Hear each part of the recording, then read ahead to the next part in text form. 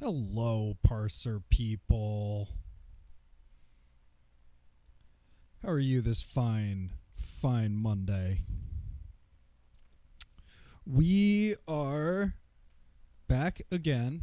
Yes, back again with Nethergate Resurrection. This is the 7th week of playing this game. I am utterly wrapped by it. I cannot wait to get started. So let's do that. Let's be a little tedious. Let this music kind of play out.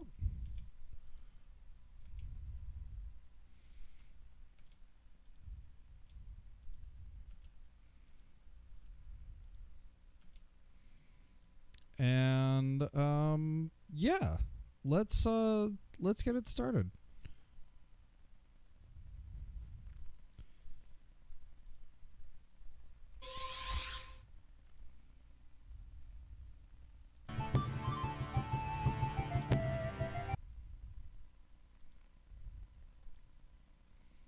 All right. So we are done.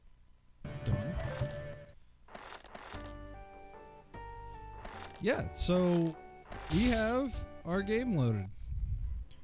We have our 5 members of our party. And actually, I am going to turn this down just a tad, because we actually have background noise. Yeah, so we have our party. We have Fighting Man, who's good at swords and other melee weapons. We have Funny Man, who's good at spears. Who is spears? Who is rocking out. We have Throw Me Something, who is good at javelins, and eventually I will work on slings. Actually, he's got some skill points right now. I'm just going to put a point in the slings right now while I'm thinking of it. He's got a million javelins at this point. Actually, nah, I'm not going to do that. I'm just going to chill. Because what I really want is him to be our lockpick. We have Hippie, who was our main spellcaster. And he's got some nifty things he can do. He can create a fairy familiar. He can summon a little sprite who will help us. And we have Rion, who we picked up in a bar, who is our main spellcaster now. She is a Celtic warrior. The rest of us are Romans. We are invading Britain right now, trying to stop the Celts from doing Celt stuff. But we just finished up a bunch of quests last week, and so let's recap what just happened. So we are trying to go to Anwin, the land of the dead. It is somewhere to the north between here and Nethergate. Great. Sure. But on our way, we ended up at the Vale of the Sold. We're walking through a majestic hall, all shining polished stone, grand pillars, and an elegant wall hangings. Despite the fact that you're underground, the chamber is warm, sweet-smelling, and pleasantly free of mold. Yet, all is not right. If you listen, you can hear the happy chirping of birds outside. If you listen more carefully, there's an undertone of moaning. Whispered sounds of pain and fear echo through this place, just at the edge of perception. A beautiful, imperious ferryman sits on a throne at the north end of the hall. As you look around, he smiles and waves for you to approach. Something about him, apart, of course, from the fact that he's a fairy, seems unusual. You can't really tell what it is from here. Perhaps if you approached.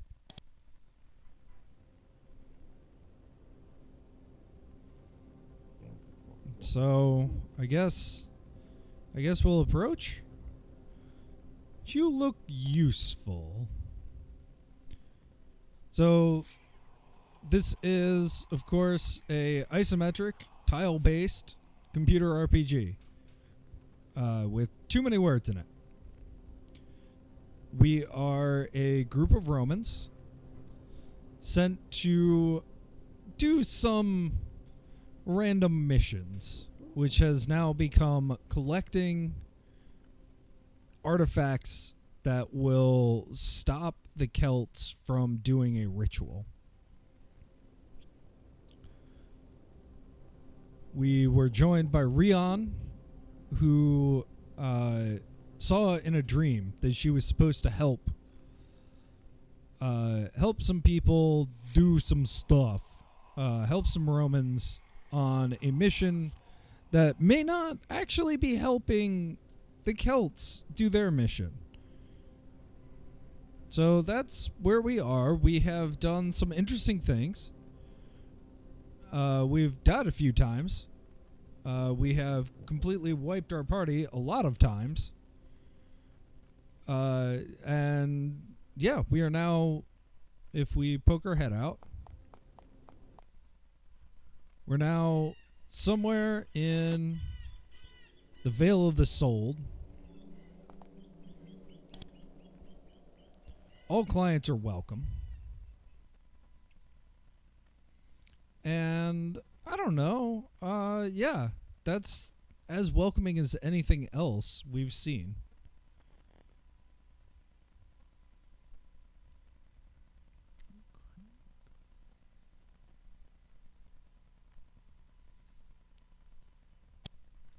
So, okay. Let's go back in. And, okay. We look useful. Alright. You approach the fairy gentleman sitting on the throne. He looks odd. His skin has an odd, waxy sheen. It's almost as if he's a mannequin brought to life. His eyes are alert and bright, though, and alive with piercing intelligence. Welcome, visitors, customers. I'm a creature of business, and I love greeting outsiders of a trading bent. You may call me Samael. I am the proprietor of the Vale of the Soul. Who are you? I am the owner of the Vale of the Soul. This is a fine business establishment. We trade valuable commodities, requesting only insubstantial trifles in return. We then rent out those trifles to the needy. How long have you owned the Vale of the Soul? I'm only the most recent in a long line of illustrious proprietors, each of which has worked our fingers to the bone to provide commodities to the needy. Why is it called the Vale of the Soul? That is a recent name for it. My own conceit, I'm afraid. I thought it had a bit of a ring, considering the commodities we trade in. What sort of business is this? Yes, we deal in business of all sorts. That's why I was rather hoping you would come here. You see, I have need of assistance for some rather unusual errands. If you would like to accept one of these errands, let me know. Yeah, what sort of errand? I've heard tell of an abandoned mine in Shadowvale. At the lowest levels, there is a crypt, and in that crypt, there are some unusual stones. I would pay handsomely for their return. To retrieve them, though, you may have to withstand a fall from a great height. Fortunately, there are ways around that. How do I get the stones? Explore the mine first. Then, to reach the stones, you may need to be able to fall from a great height. How am I supposed to withstand that? Perhaps you should go to the Faerie Bazaar to the south. Perhaps they will sell you something to help you withstand the fall. Got another question. What sort of commodities do you provide? Oh, I can give people just about anything their twisted, petty hearts desire. Wealth is easy. Looks, more so. Fame, talent, meaning in their lives. It's really remarkable what I can give. And I ask trifles, mere trifles, in return.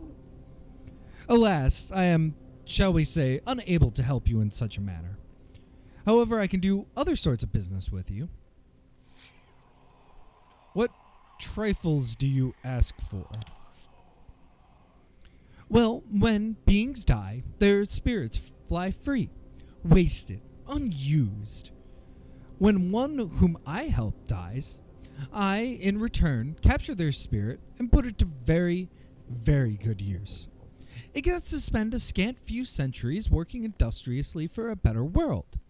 In particular, I rent them out to the needy, like perhaps you. Of what use is one of your spirits?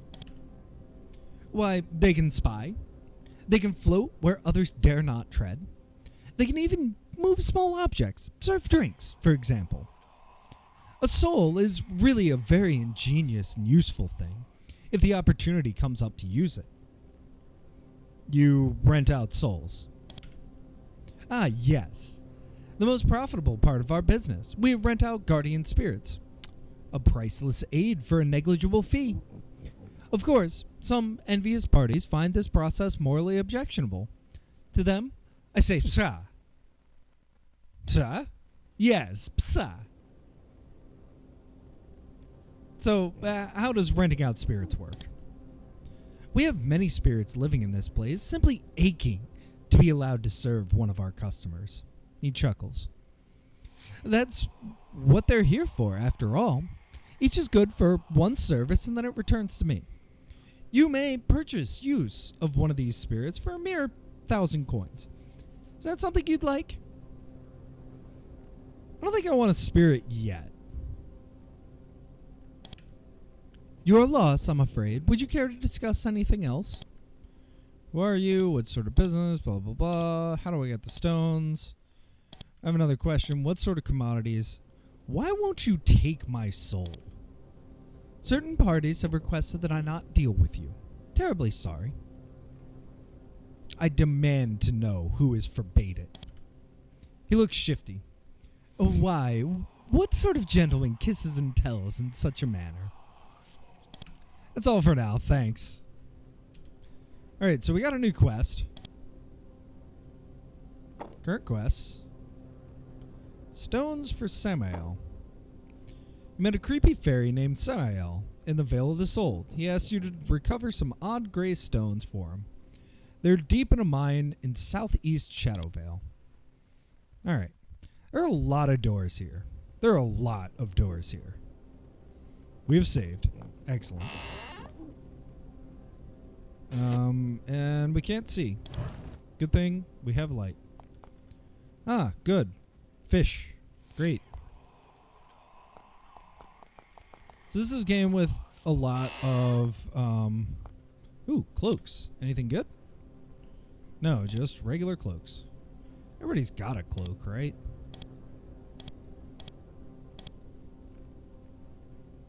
Good. Everybody's got a cloak.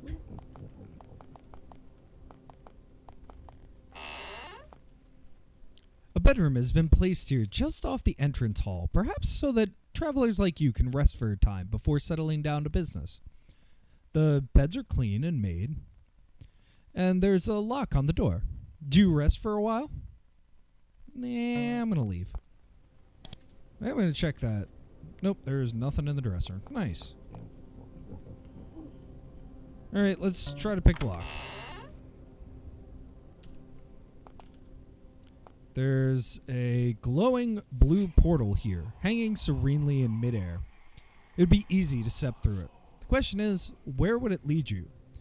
There's a glowing blue portal I just saved. Step in. You start to step through it, but an invisible force throws you back.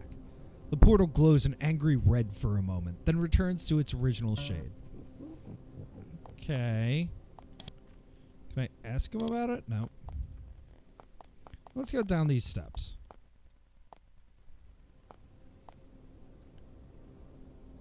Interesting.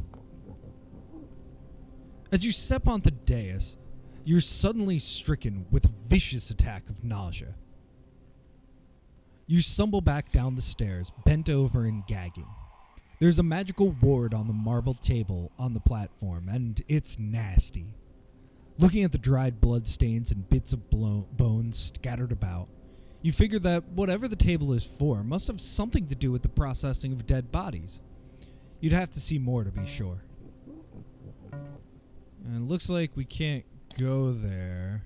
We can't see anything. Alright. Oh, we've got some sarcophagi. The sarcophagus is currently unoccupied. However, the bloodstains inside are of widely varying ages, and you find hairs of several different colors. Not only was it occupied recently, but it contained several different bodies. Okay.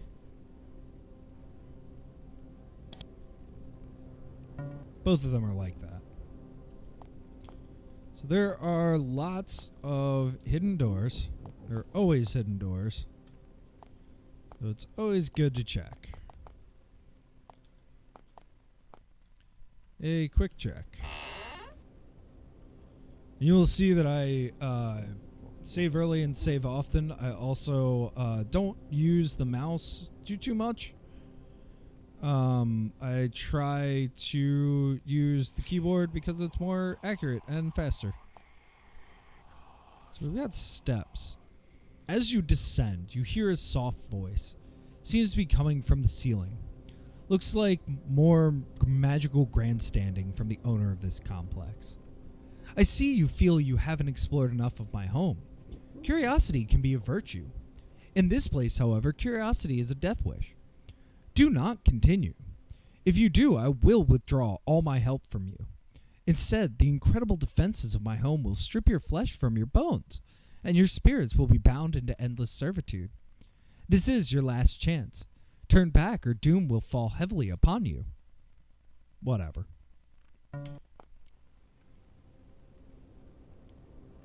Okay. Well. Fight. Ow. Ow. Heal. Quickly. Fire. Yes, dead. Yeah,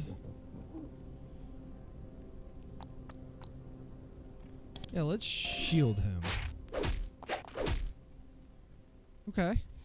This could be going worse. Got 4 action points.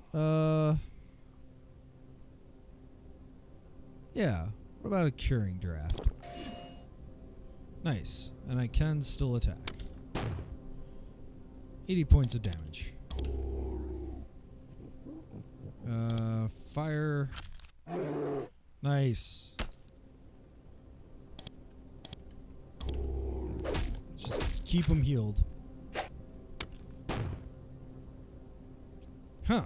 Alright. Looks like I get extra attack points now. That's really nice. Let's just keep him healed.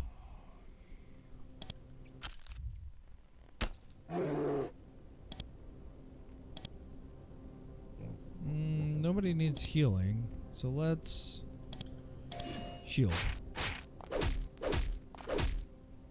Oof.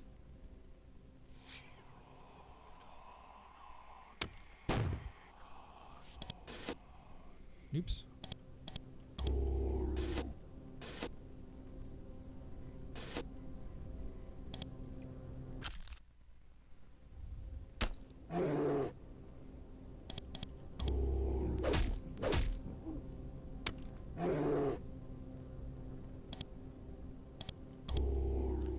keep people healed. It's the name of the game here, I guess.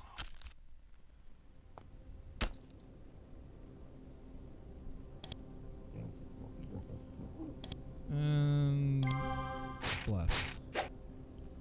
Okay, okay. Not that much. Nice. Okay. Let's...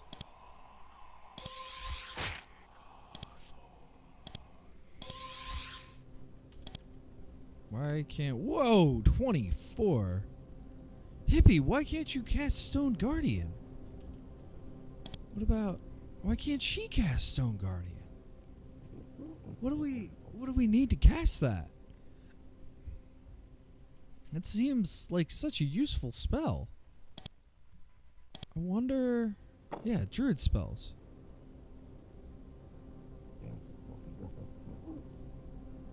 Stone Guardian. The most powerful ritual in the craft circle. This spell turns the very ground itself against the foe. It forms the earth into a deadly caryatid, which fights for you in a short time. The statue will do more damage at higher skill levels. You need minimum druidism and craft circle skills of 8 to cast this spell. It can be cast when in town mode.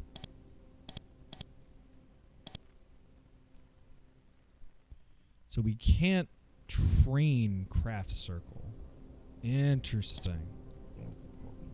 Alright, well, we survived. That's good.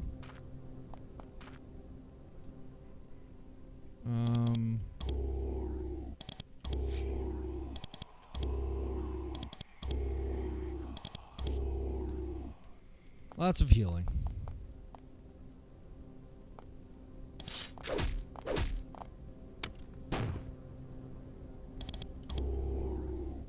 Constantly healing.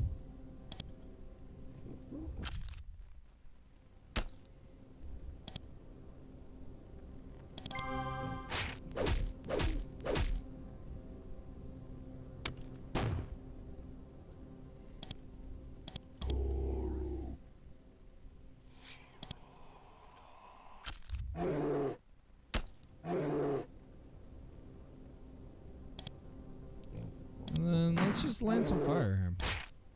Nice. Purge venom. Heal.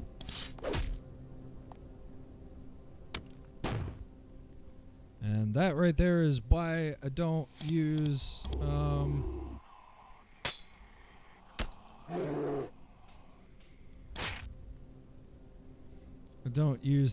the mouse much, because the mouse doesn't really sometimes doesn't really act the way you expect it to. Oh, jeez.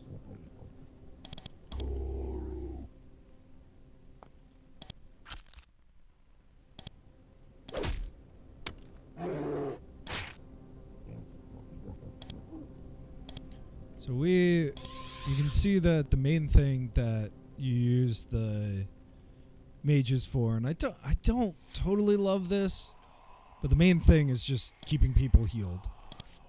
We can also, and I'm going to use this right now, you can also use first aid.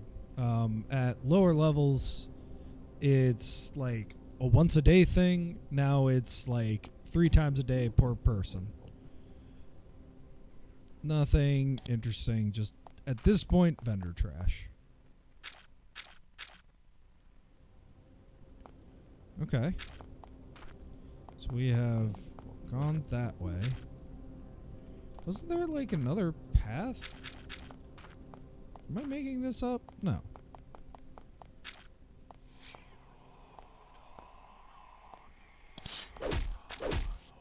Nice. Nice.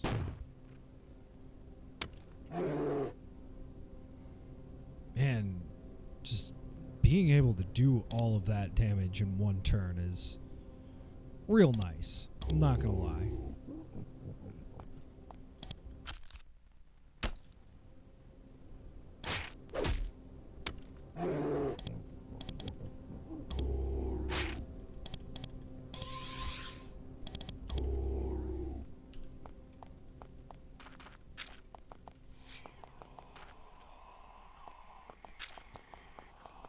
I love this, like, whispery background noise. Okay. Well, we've got a gate. Most of this game is pretty quiet, so having, you know, all of this is quite nice. So it looks like we can't go any further. That's unfortunate. Now, I did save a lot.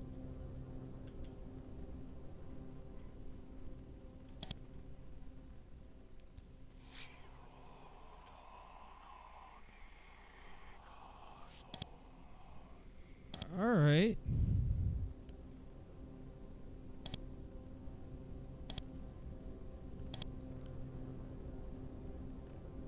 Yeah, I'll pay 1,000 gold for a soul.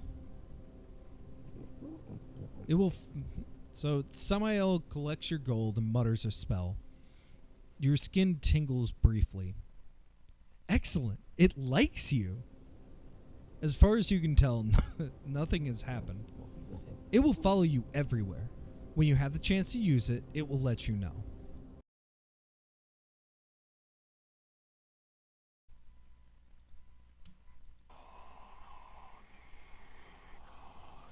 Alright. Bye. So I guess it didn't... Well, okay, now that I've been there, can I go up here? No. So maybe I've got to help this guy. It said southeast, but let's keep exploring. So you can see that we have a mini-map in the bottom left.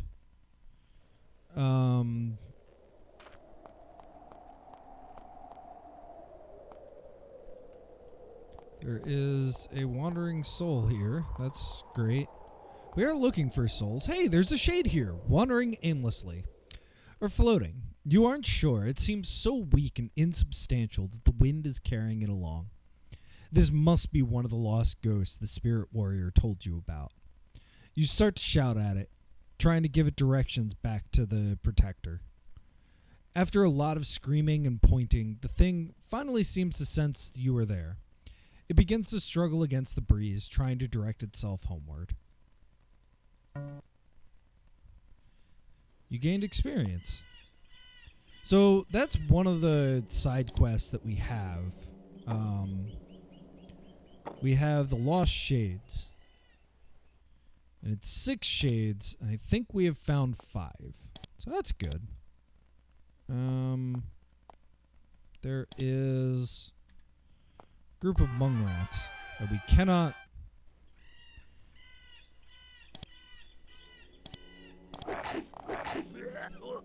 Okay, and it diseases us. Great.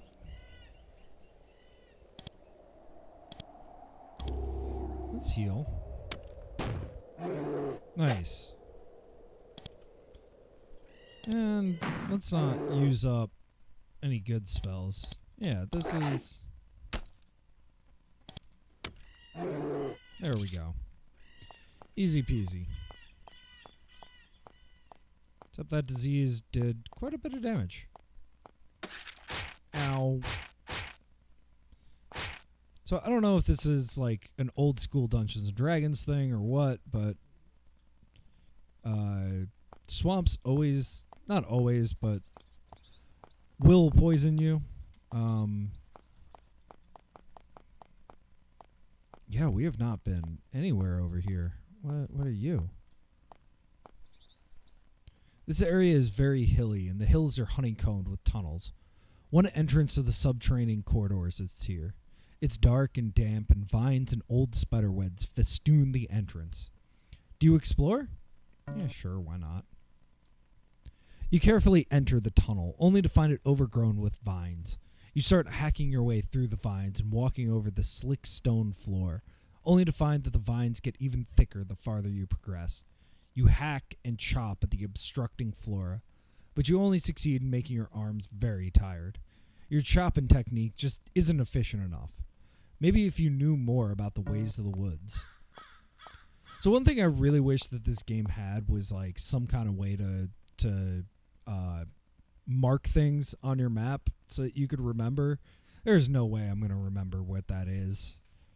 But that's okay. We have another cave. Let's enter it. It takes an hour to explore the tunnel. It's not that the tunnel is long, but that it's very steep and slippery. And it takes a while to recover every time you fall. Unfortunately, it eventually comes to a dead end. You can't find anything else here, so you eventually climb out. It's just as painful and slow in the other direction. Okay. So there's definitely a lot of things in this game that are just flavor, and I kind of love that. Like, you don't have to have everything be a meaningful interaction.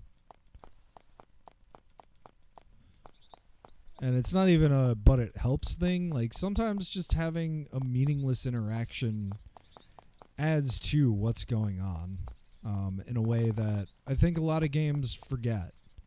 A lot of games do too many things that don't, like, change anything, but I appreciate it. I definitely appreciate it. Okay.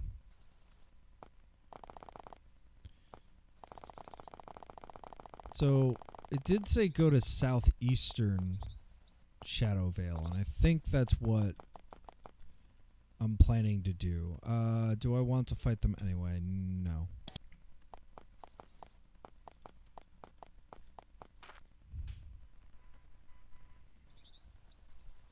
I'm gonna do one little thing.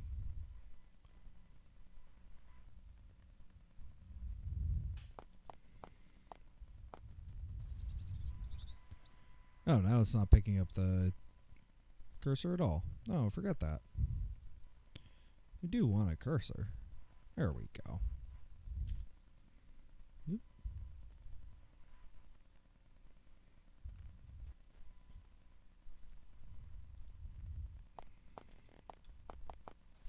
So, southeastern. See, this ruined hall.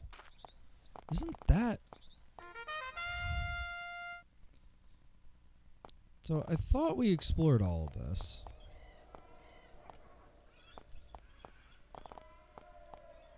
Yeah, this is where there was somebody here who was big and scary, and we spent a lot of time to kill them.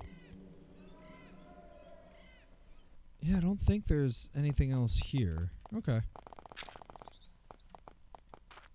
That was a very early quest. Oh, shoot. Well.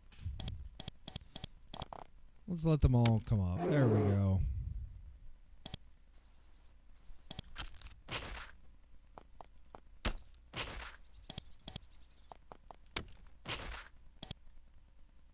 None of that is worth taking. And so, like, this definitely has that kind of Dungeons and Dragons-y random encounters. And at this point, I'm kind of surprised that my woodscraft wasn't good enough. Okay. Another set of goblin warriors. They literally cannot do any damage to me. So, okay. We have been cut off from this bridge a lot. And I'm wondering if we can take them.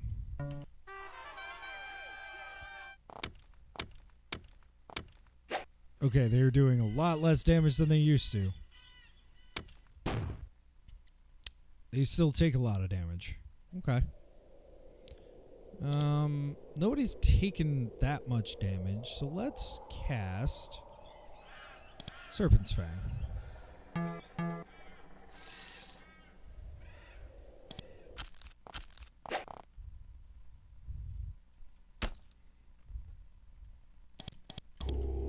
And just heal people. Ow. Ow.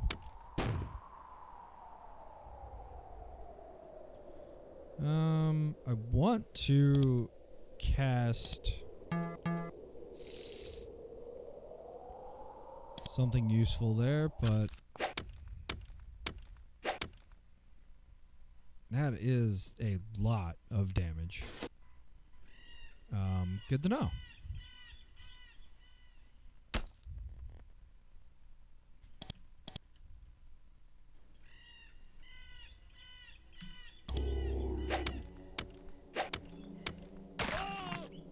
Okay. Still killing my dudes. That's fine. We don't need to go that direction. No, I don't want to. I want to go to southeastern because that's where we gotta go.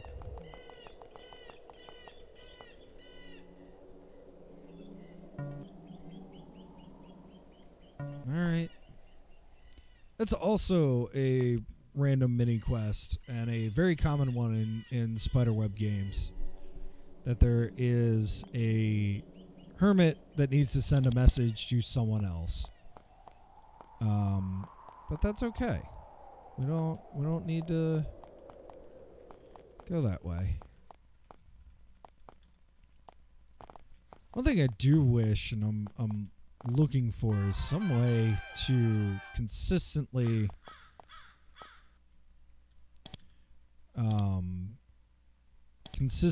cross rivers and things like that.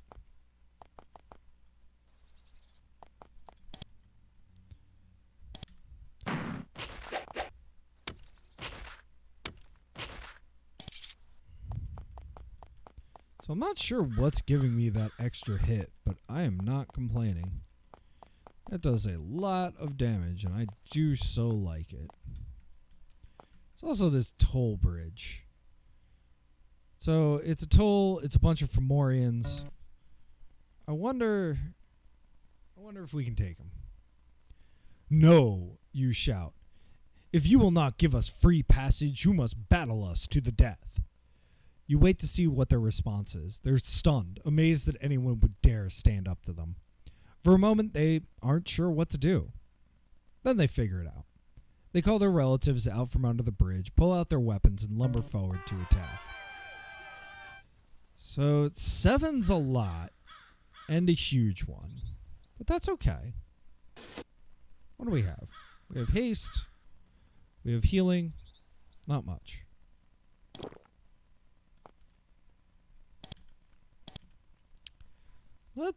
Since we have the moment, let's give as many people as we can haste. Yeah, okay. Okay. Well, funny man. Do your magic. Nice. Nice. Okay, maybe we can take these guys. Maybe this won't go badly.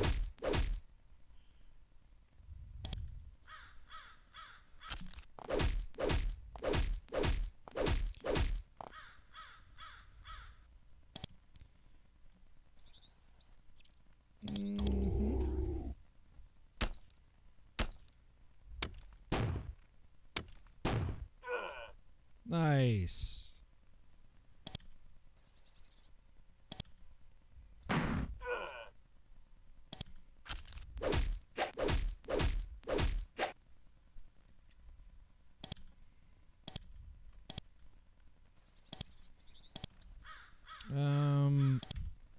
Lance of Fire. And I feel bad for these guys. I do, but it's just annoying to have to keep thinking about this. Nice, and a quick level. I'll take that. Iron battle axe, wooden shield, nothing of worth. Having defeated the bridge creatures, you search the area, looking for your reward for exterminating these pests. Sure enough, you find their lair under the bridge. You ignore the haunch of roasting mystery meat, instead scooping up the piles of coins.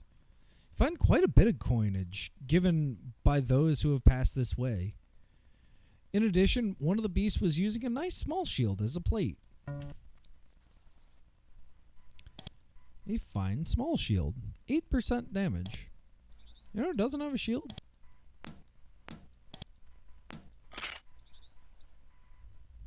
Physician. Protect yourself. And we got 300 coins. It's kind of why I wasn't too worried about losing 1,000 coins. It just didn't seem very concerning. So, alright. It said Southeastern Vale. And there's a mine in the Southeastern Vale. Nope, not the Shadowy Valley.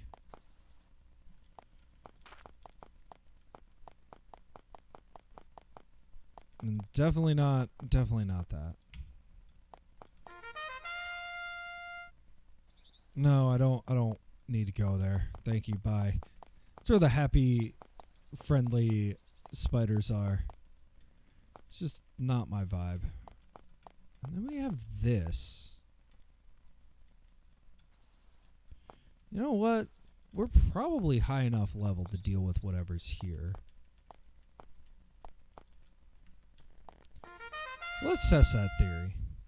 And like right now what I'm doing is just kind of avoiding the main quest. Going north, we're still getting rolled, so I don't totally love that. So I'm just kind of exploring. Seeing what's around, what's possible. What things can we open? Alright, great. That was well worth opening.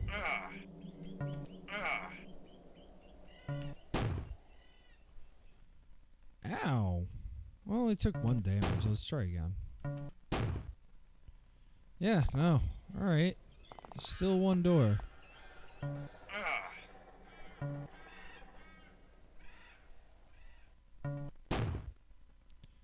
Okay. Well. We tried.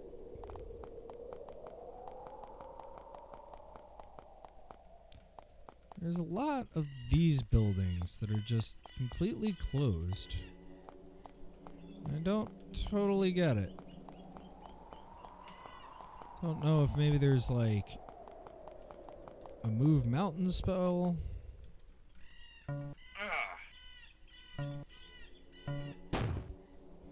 Yeah, no.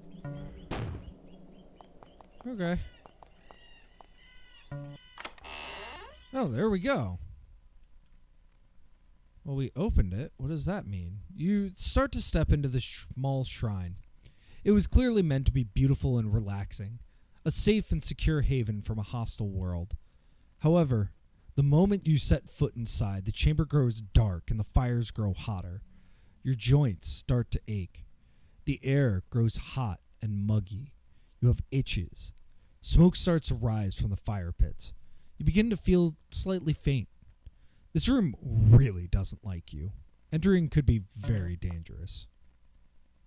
Well, we just saved.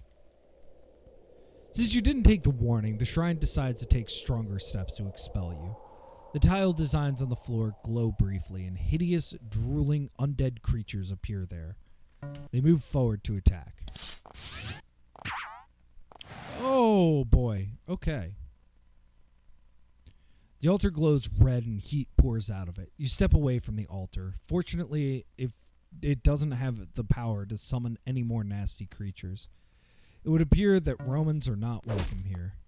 Bye. Rion. Please heal.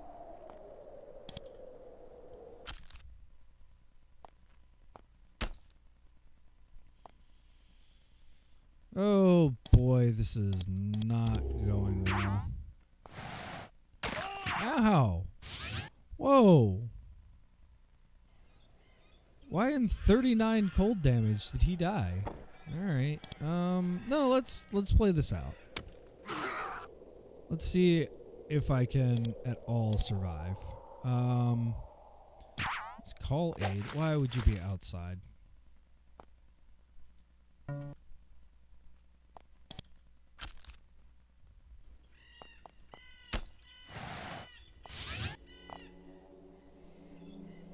Yeah, we're just gonna get rolled. Okay, that's fine.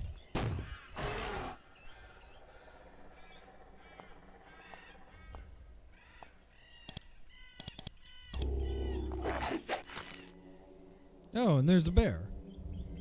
Great.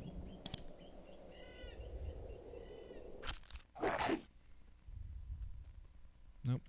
Nope. Leave the door alone.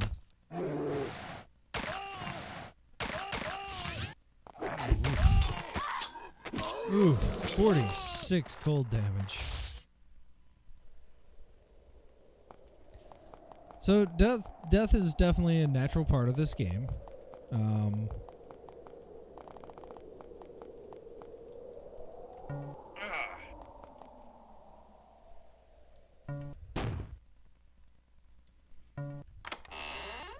Alright.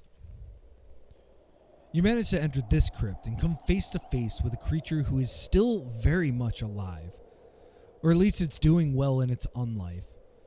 It watches you as you enter, then its eyes glow red with fury. You, Romans! I died killing a dozen of you, and I will die again with your throats in my teeth. Praise Cathubudoa! I fight again. It raises its spectral claws and charges. Alright, it's just one lost soul. Great. Nope, nope, nope. Leave the door alone.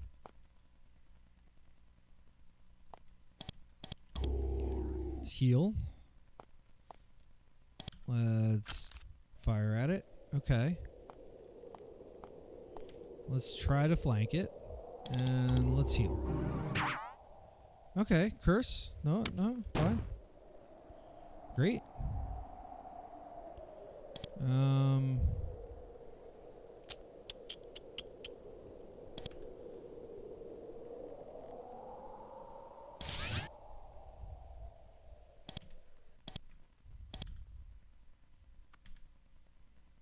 And he missed. That's not great.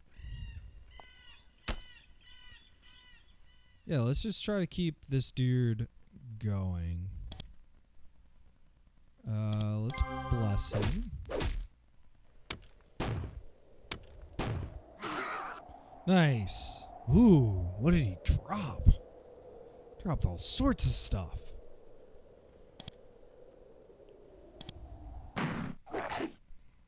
Ow.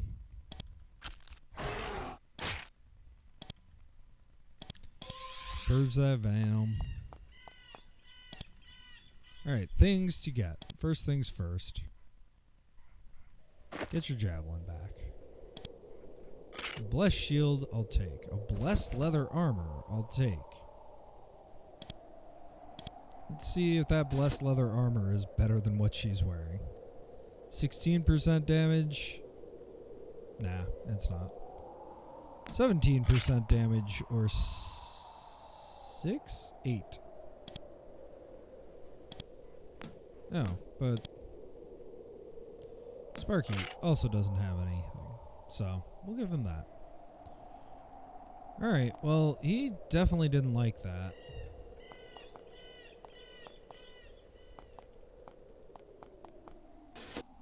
Okay. Well, we're definitely making some progress.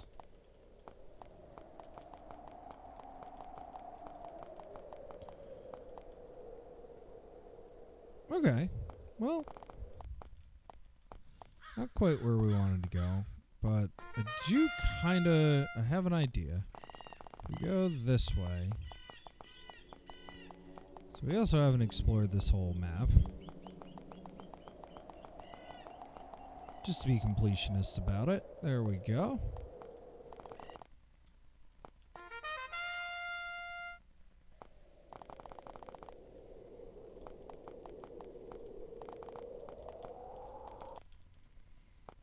And yeah. Alright, let's fight these ghouls.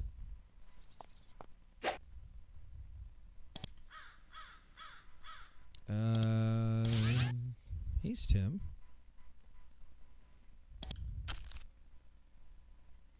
Nice. These ghouls are much squishier now that I'm a big boy.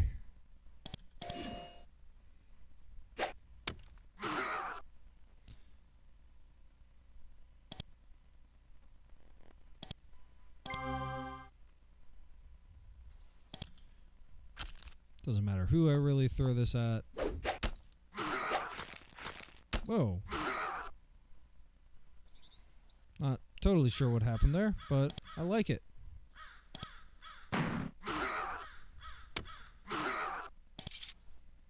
You find that one of the formerly living creatures has a ring on its pale finger. Being a frugal sort, you make sure to take it. Ooh, it's a ring of will.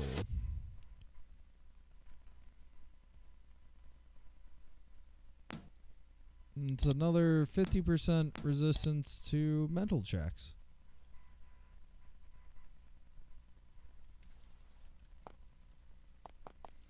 Okay. Well, that was cool.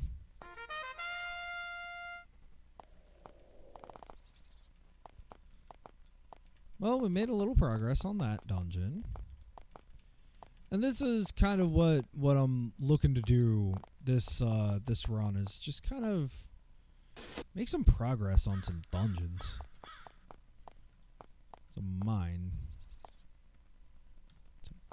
Burial Glen? Oh, it's all the goblins.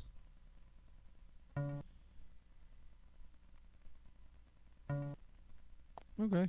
Bye. Oh, I wonder if that's the mine.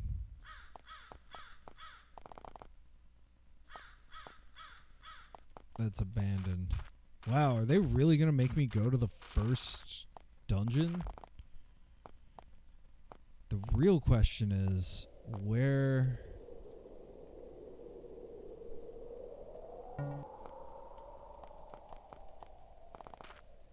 is the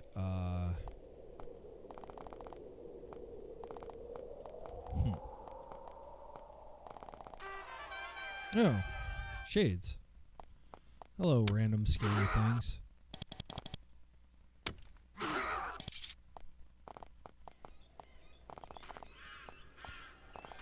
So I have a lot of very real questions about, like, where things might be, what might be around.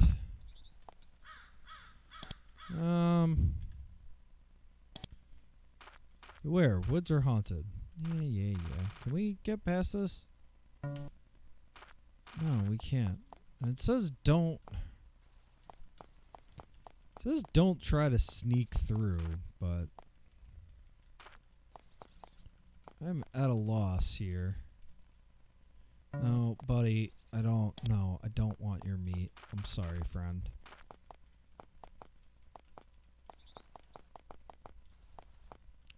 Let's try this again.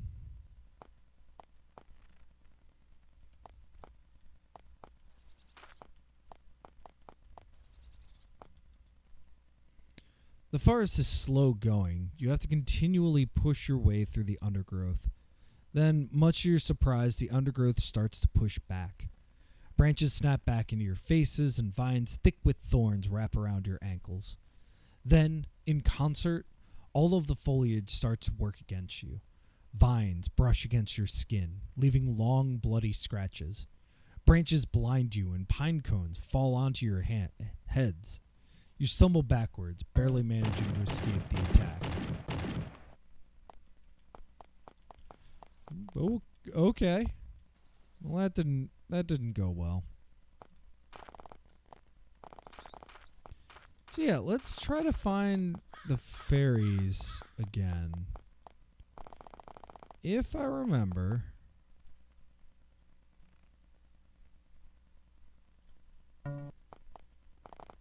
That was a Fomorian that we met.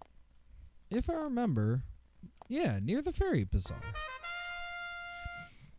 Alright, we're near the Faerie Bazaar. We're in the Faerie Bazaar.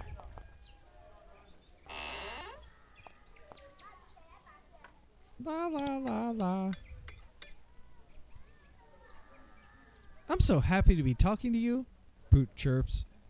Even if you are a thuggish, rapacious woman. More trading? Yes. What special items? What terrifically useful things are you looking for? Silac artifacts. I have another question.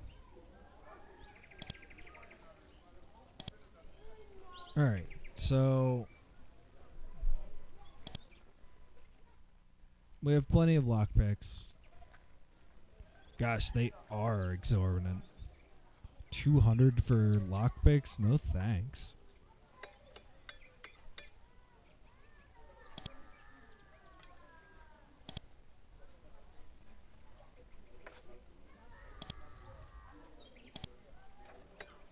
Yeah, none of that is what I'm looking for.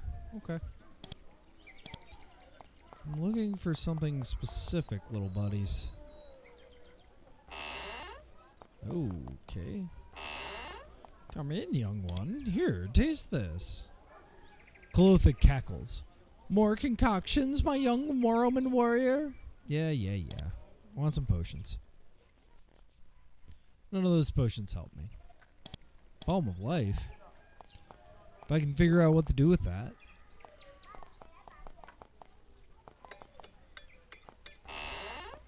Don't hurt me. I'm not here to hurt anybody. Moonfire nervously mends a torn cloak, hoping that you leave peaceably and don't damage anything. What sort of creature are you? This is a creature from a strange ancient race, many years older than you. It's rather satisfying to see how much you terrify him. I am just a harmless little merchant, happy to deal with Romans. I like Romans, yes? No harm to be had from me. Yeah, let's trade. Bunch of clothes. Spider silk cloak, that's kind of cool.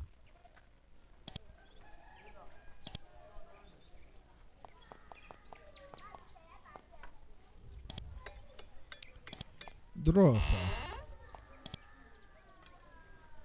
What are you doing here? Drotha stares at you unhappily, resigned to your temporary imperial presence in her store. It's not a problem. The unhappiness of conquered peoples is just a simple fact of life for a Roman. She grimaces, showing 2 rows of pointed graying teeth. No, Romans. I may take your money as well as any, but I am forbidden. If I help you in the slightest way, the crones will do me in. Why have the crones forbidden you? She bares her teeth and snarls. Are you deaf?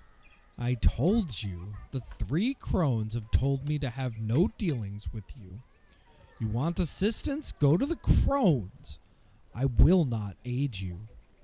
You can kill me, but what they can do is far worse. She looks away. Okay, bye.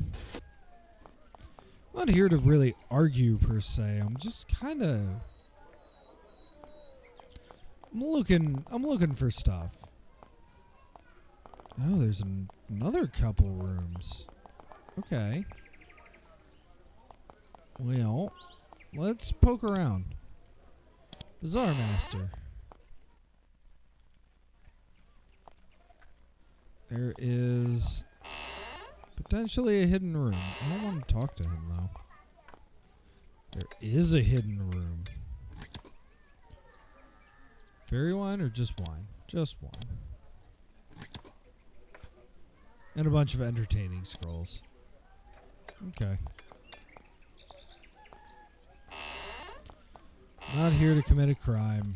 I'm just here to scope out all your stuff.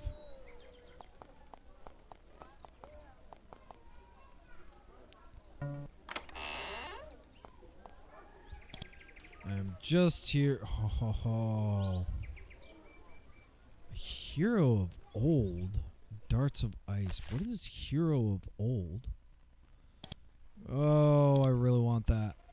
But I'm not gonna anger anybody for it. Gold, a dagger. Nothing interesting.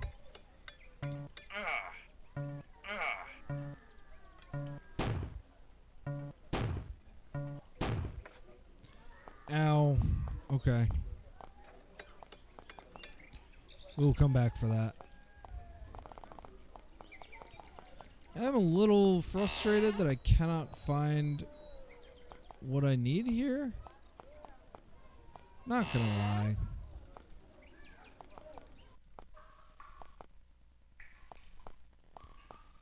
Have I been here? Yes, I have.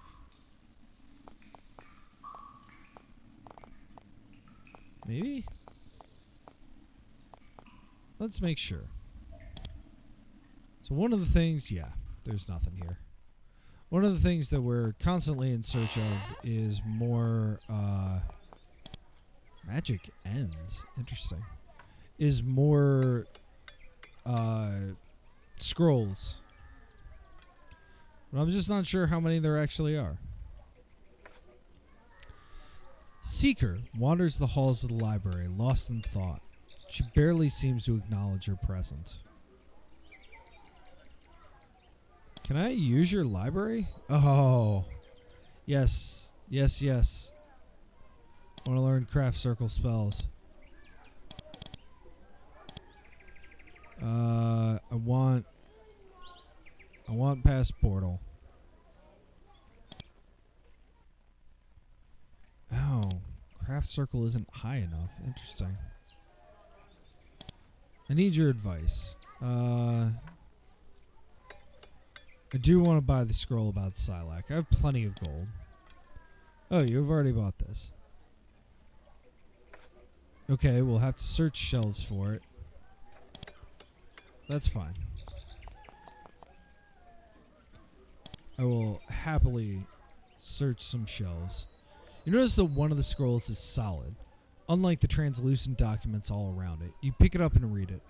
It's titled The Great Works of Silac. Silac is that rarity among the seed. Industrious fairy. His hard work developing strange and marvelous items has caused some jealous sprites to say that he was more human than fairy.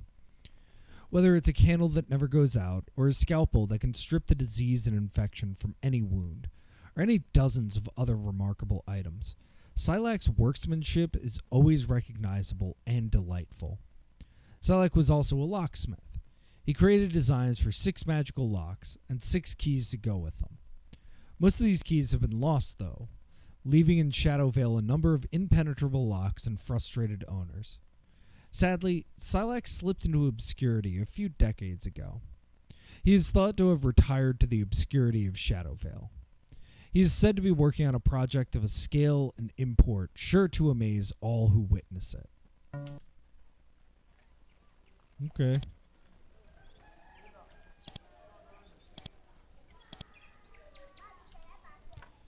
Not there.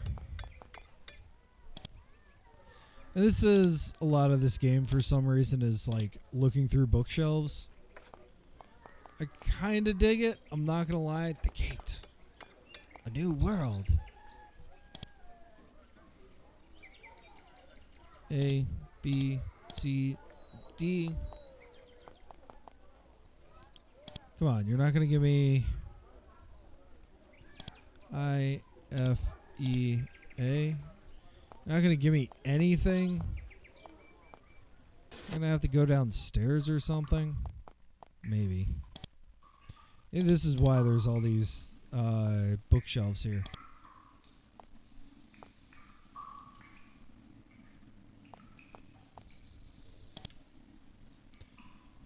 F, G. So here we go. Among the many insubstantial scrolls, you see one which looks solid. It's titled, On the Many Barriers Which Impede One's Progress. When attempting to infiltrate a guarded place, there are many unfair and inconvenient factors which can cause one great difficulties. For example, there are locked doors. Most locks are not enchanted in any way and thus easy to pick. Some locks are enchanted and thus you need to use great skill or a magic spell to unlock them. The worst sorts of locks are those which are enchanted to only yield to a special key. One great locksmith of ages past created 6 such locks and keys, some of which are still in use today. Finally, for the being skilled in magic who truly desires an area to be protected, there are magical barriers. A talented thief can bypass these with a certain spell or by finding a piercing crystal.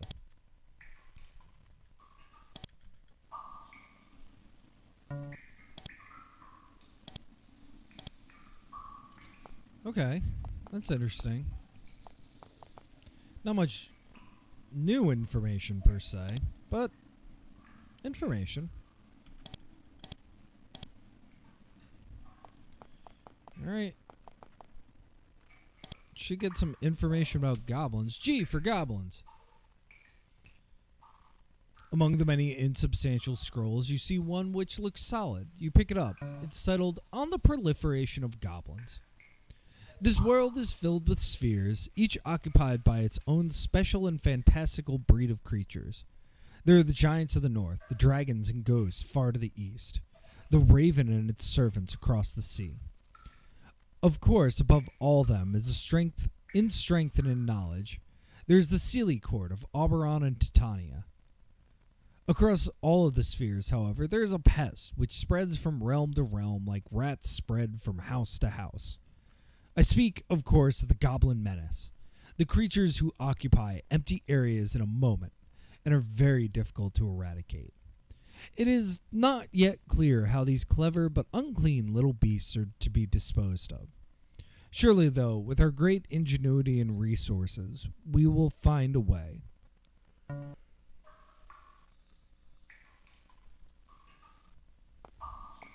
So again, some interesting world building. And that's kind of what I mean about, like, sometimes it's just flavor.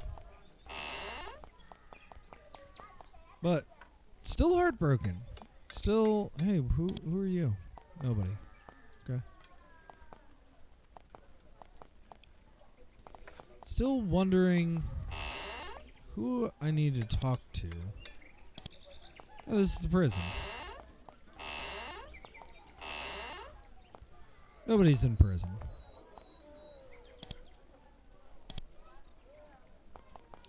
Okay. Well,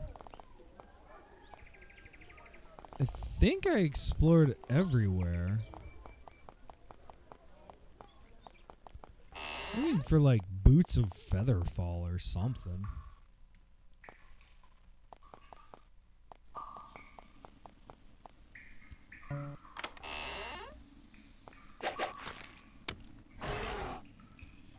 Yeah, alright.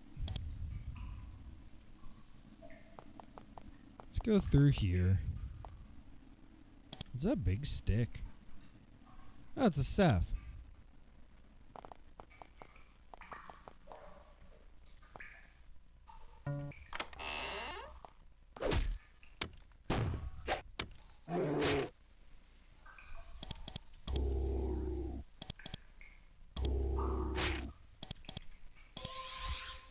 Okay.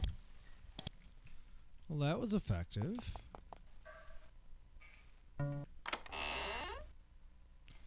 There's a foray. Oh, jeez.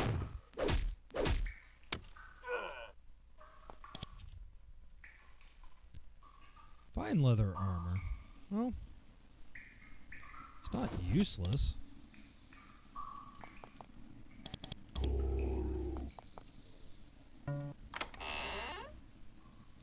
This cell reeks.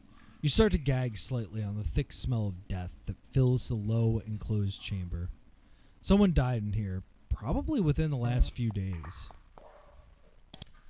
Well, this is the body of a fairy gentleman, dead not more than a week and decomposing rapidly. He was thin and gaunt when he expired. He must have starved to death. This is very strange. These pens are intended for wild and savage animals. How did a fairy end up in prison down here, and why was he left to starve? And not much.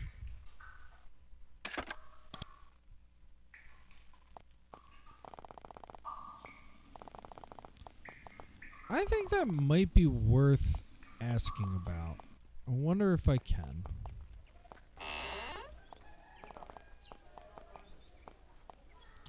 Hello, Big Fomorian.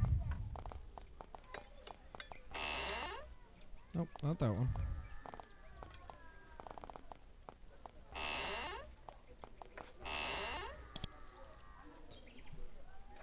Yeah, do you have any jobs for me? No. Crimes. Theft is... And I'm sorry I'm clicking through this. We've talked to this guy a bunch.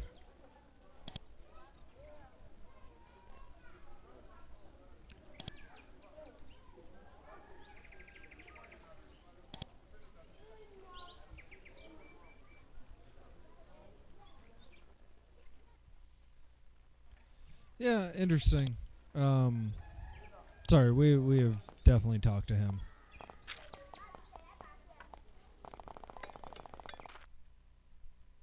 No, well, trade. Nope, okay.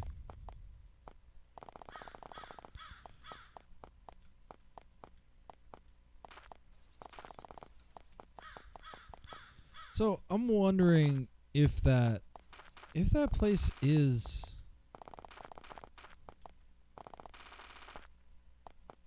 the right spot. No, go away.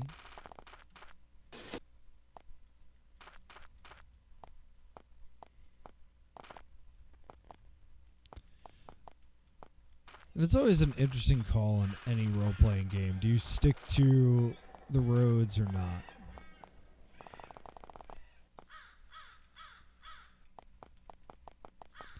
I don't know. Maybe you do, maybe you don't. I think in this game it really doesn't matter, but it's a good way to make sure that you're not getting completely lost.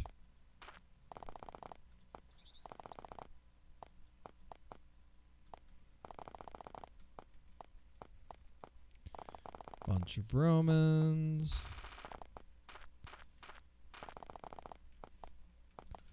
Yeah, so I think this is the only place that has been called an abandoned mine. It said there's somewhere you need to go that's like a long drop? I'm not totally sure here.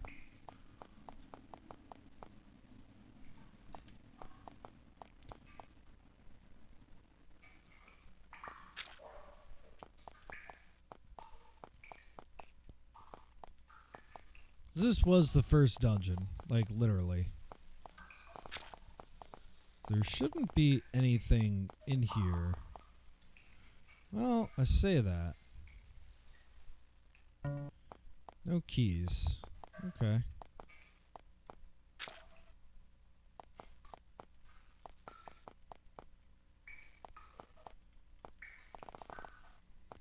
I don't remember any pit either. So I'm kind of just like scoping things out. Yeah, no lock.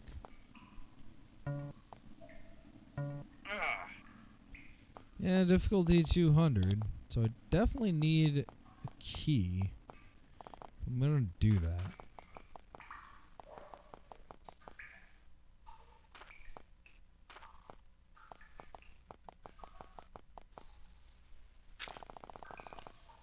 So what happens if we go this way?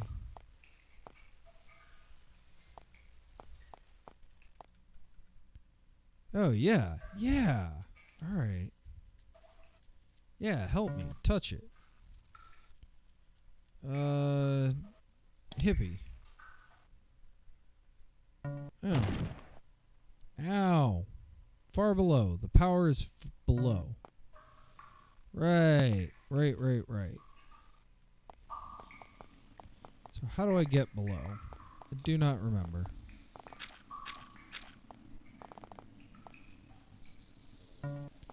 Yeah, okay.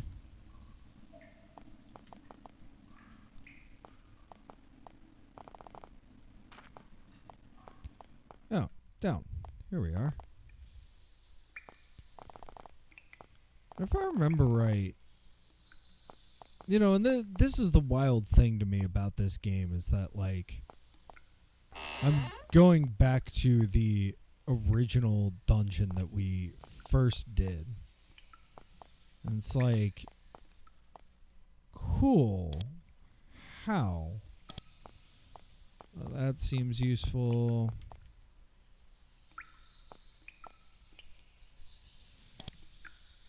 Let's save and then jump.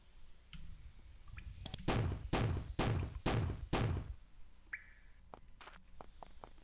don't know how we'll get back up, but we'll deal with that later. Because, yeah, we have not explored any of this. Oh, there's dudes.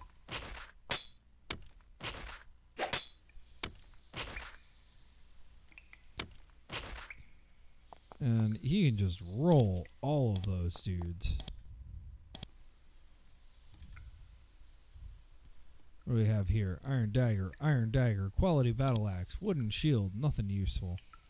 It's another one of those locked doors.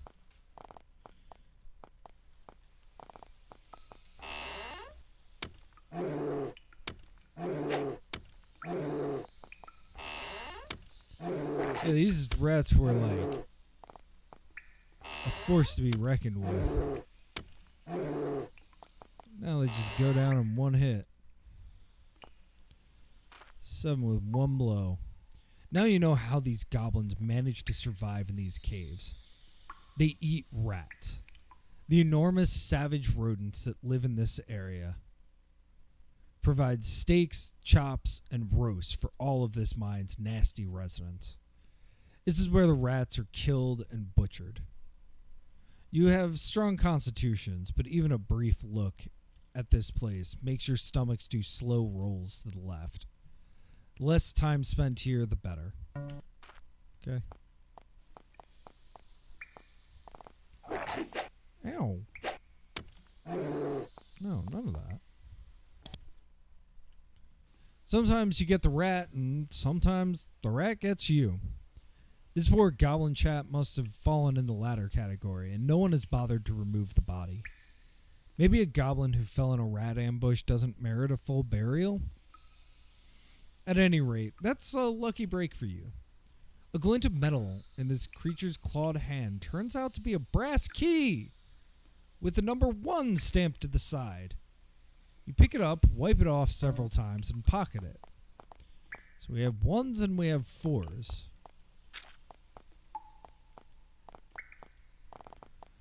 That's interesting. That's interesting. This isn't that far a jump. A little painful, but nothing. Oh, dang it.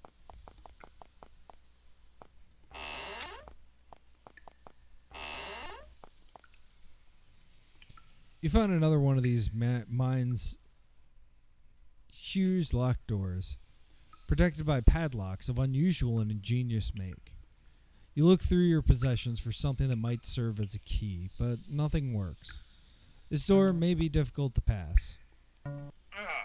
It is. I broke another pick. How many picks do I have left? 20. Okay. Well, good to know.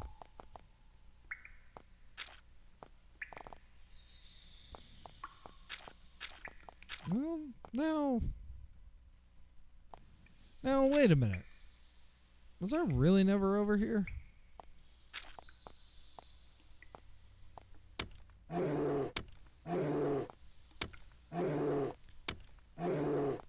Really, that's what I remember about Spiderweb games, is that sometimes you can just roll. You don't even need to get into combat. Brittle, dried bones start to crunch under your feet. This is the goblin burial ground. Here, the corpses of the less important dead goblins are unceremoniously flung, so that they may decompose in something resembling peace. Fortunately, they at least bothered to build a fence to keep the rats out. Nothing.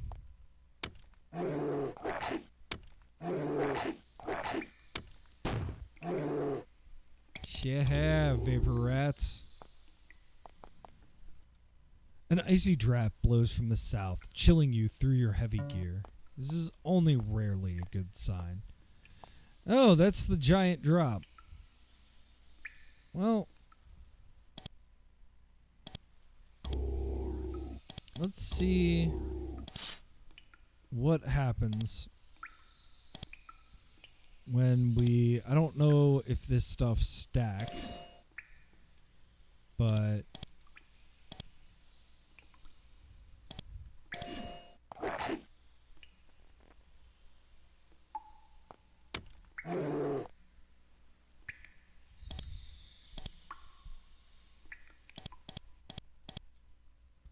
Alright, we're back to this dude.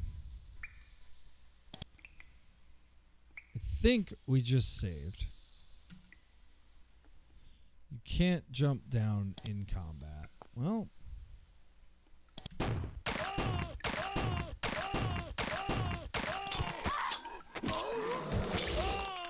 Well, that was a quick death. Okay, so I need some kind of fairy fall to go there.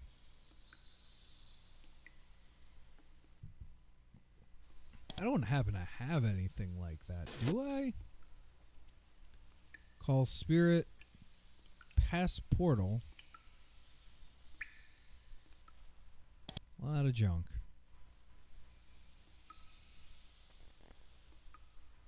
No. No.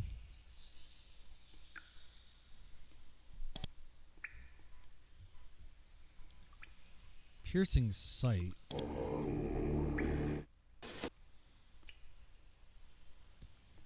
Oh, there's something down there. Alright. Also good to know. We'll definitely have to come back and figure that out.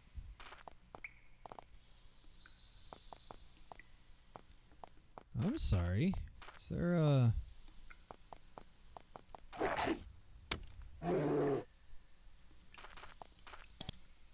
Yeah, it's just bags of grain. No, it's silver ore. I don't know if that's better or worse.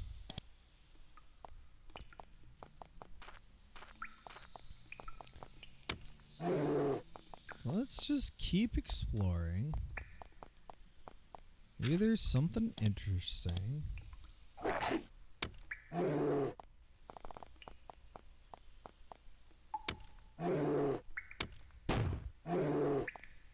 Nice. Nicely done. It's a lamp. There's a pick. I don't think we need the pick.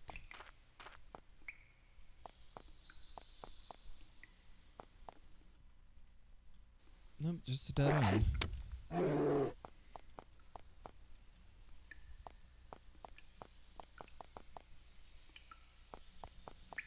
I wonder if there's...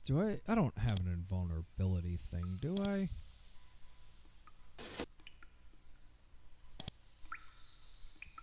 No, just healing.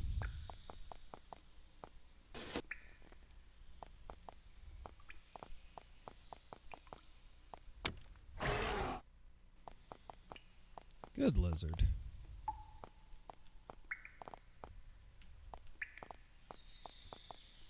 So maybe... Yeah, another time. Also, I was just like, whoa. Yeah, a few dead goblins. They died in combat here, and the corpses have remained for some time. Their supplies are scattered about, although you'd see little that you'd actually want.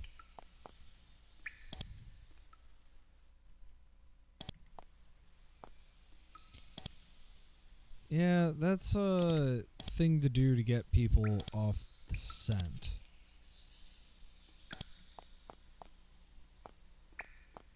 Where does this lead?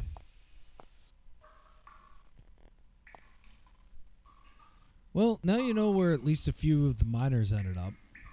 Their bodies lie strewn before you. They didn't die in combat, though. When they found themselves trapped here, hidden from the goblins, they took their own lives. Much of their equipment is rotted away, but not all of it. Some of it is still on their bodies. Grotesque, but available.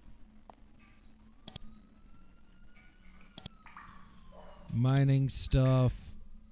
Mining stuff. Oh, hostile shade. Bye.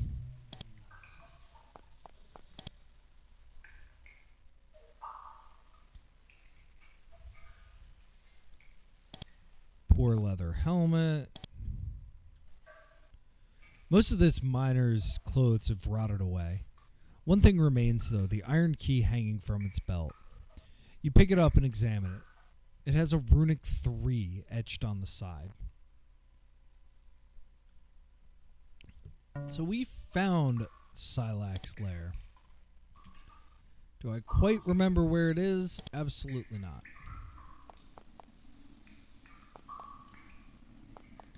But dang it, we found it.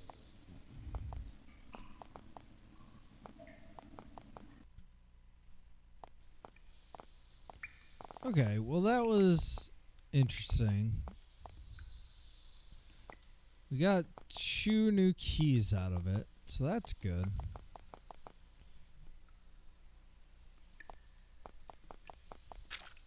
But to be fair, one man's good is another man's, why are you going down this plot?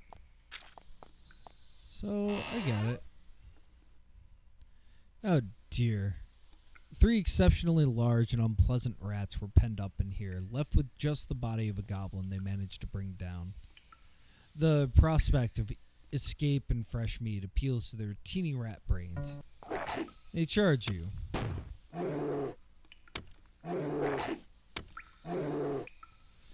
Yeah, so just as a, hey, this is actually working kind of thinking, those rats rolled me every other time. And granted, we were level 1.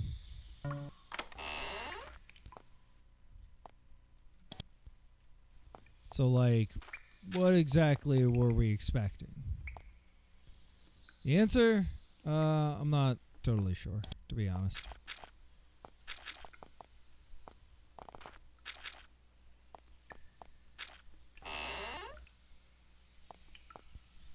And then, alright, we go this way. We can't go up. That's the real problem. One cannot go up.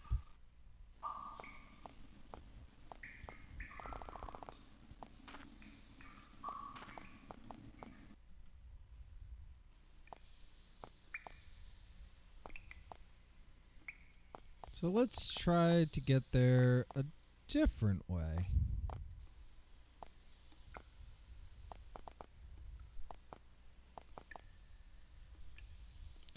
No, don't just jump off.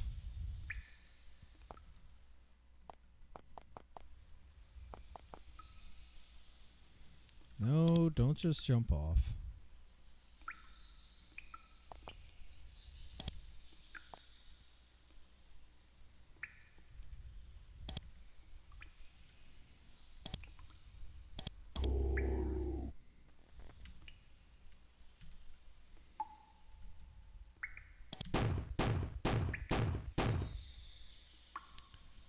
Alright. One of those I'm not afraid of you moments.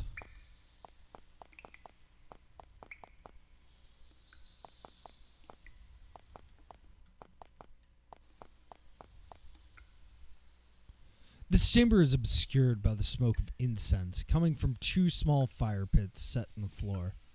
The smell of the incense doesn't hide the stronger smell in this chamber. Blood. This is a gruesome goblin shrine. The chamber is dominated by a stain-encrusted black altar with a kneeling pad in front of it. It's where the goblin shamans perform all sorts of tasks for their craft, many of them quite unsavory.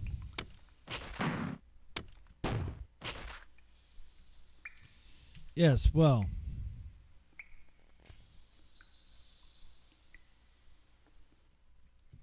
you had thought that the local tribesmen had savage, barbaric religious customs filled with blood and sacrifice. But they have nothing on the goblins. This altar is smeared with bone chips and gore, evidence of many grisly sacrifices, some recent. On the floor at the base of the altar, you see the head of a giant rat. Obviously, the last victim of these creatures' rites.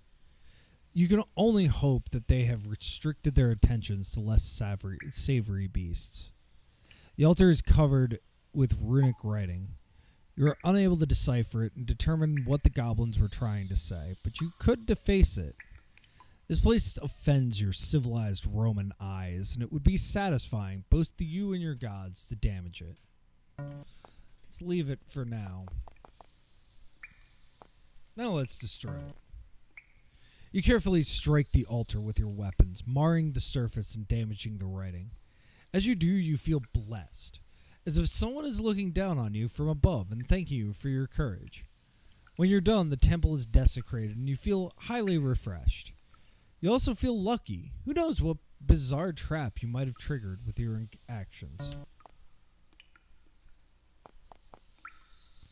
Alright, no actual mechanics there? No actual mechanics there.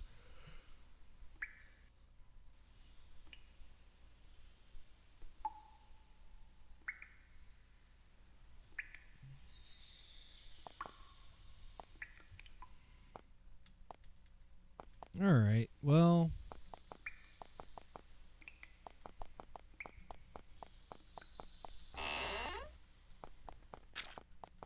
it would be a long shot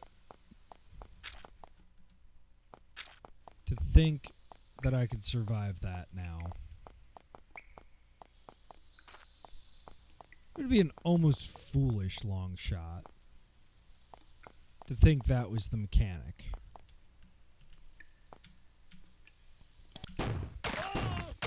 Nope.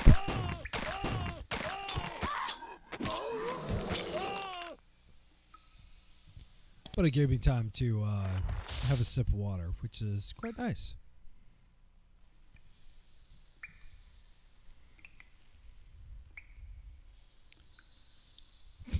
Oh my gosh. I have not looked at how much damage that was.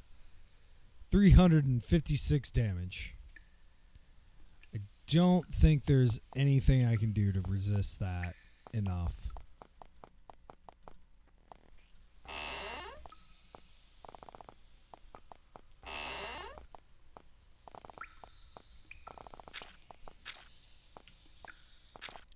Well, I don't think now is the time to deal with this quest. I found it. I know where I'm going. And to be fair, in looking it up, I did get 2 more of those Silac keys. So that's good.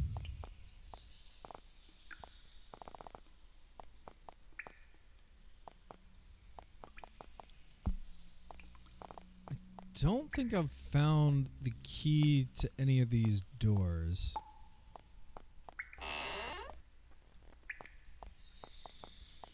And it's also hard to tell when a door is a door.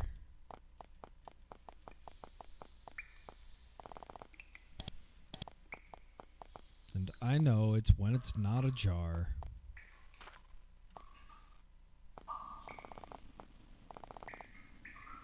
So if I see one of those doors... oh!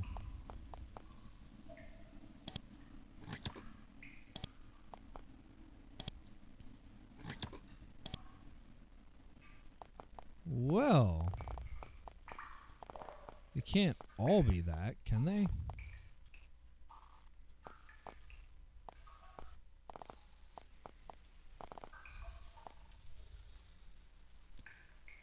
Yeah, no. I don't know when the last time I saved was, to be fair. It was there. Alright.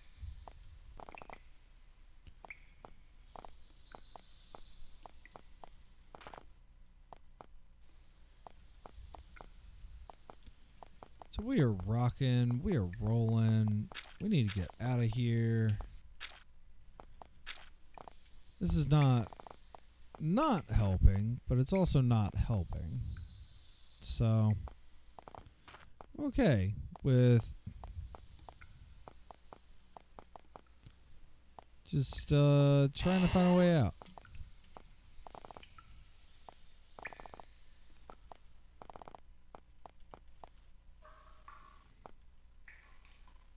Okay. So, yeah, I bet.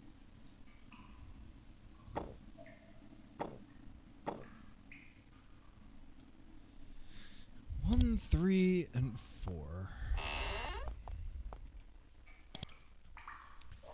Just to be clear, these are bars of tin. Not even a precious metal.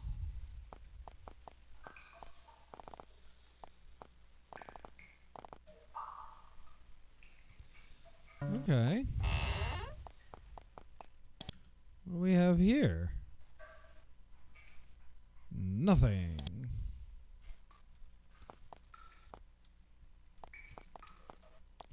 To be fair, that iron shield probably, or I'm sorry, iron spear probably would have been useful at a different juncture. Ooh, all right. What do we have? What do we have here? We have a haste draft, and we have lockpicks.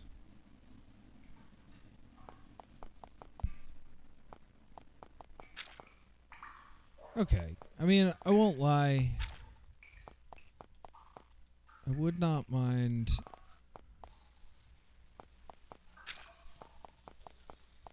I would not mind having a little more clarity on what things will open and what won't. That being said,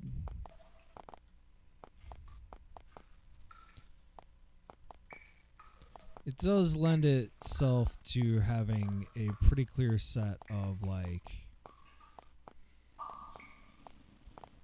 what's the word I'm looking for? Feelings? Narrative? Not quite narrative.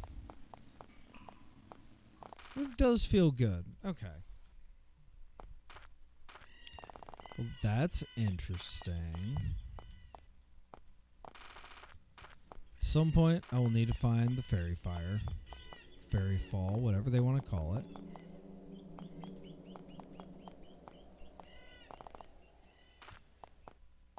And to be clear, by they, I mean the creators of the game and the creators of the spell.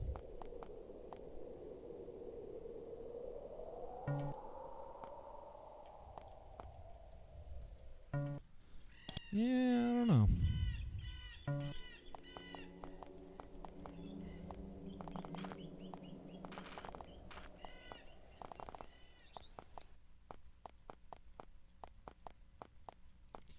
I mean, it's definitely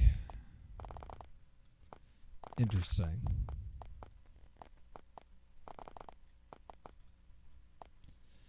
So, what quest am I trying to go on?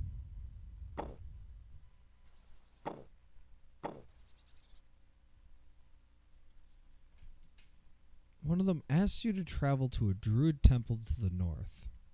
Okay. I can do that.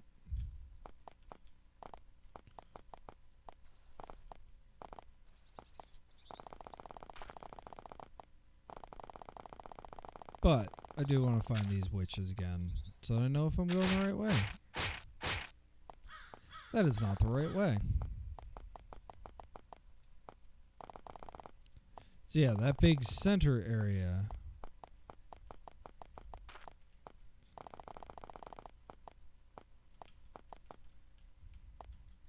is where the Trones live. So I'm wondering if I can just, like, run down, be like, yep, okay, that's where the Crones live. So it's somewhere to the north of here is an altar. And I bet you dollars to donuts it's that altar.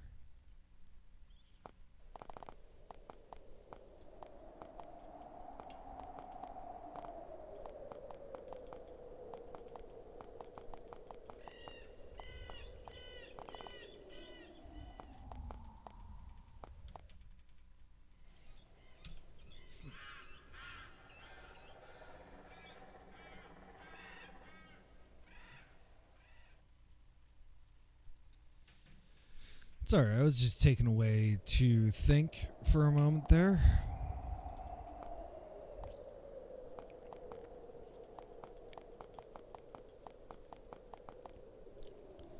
Definitely a moment in games there where it was like, please just be normal. So I'm worried that that's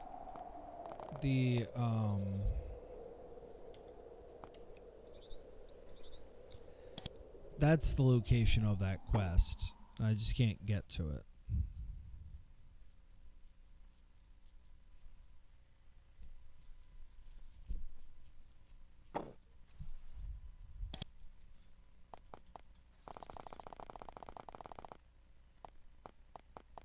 So my other thought,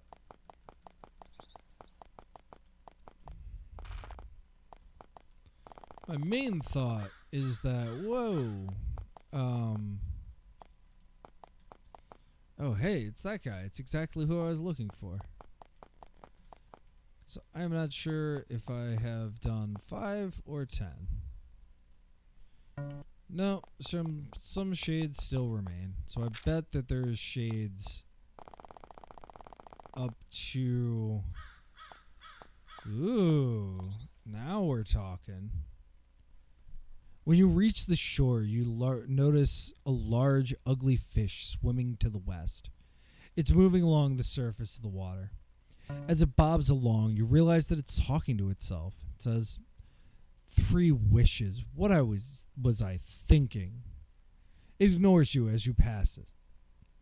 Let me go and I'll give you 3 wishes, I say. Very bright. I bet I could have gotten away with 2 wishes. Or 1. Bloody hell. Now what am I going to do? Then swims out of earshot. Talk with the fishes. Alright. I think this is the only way.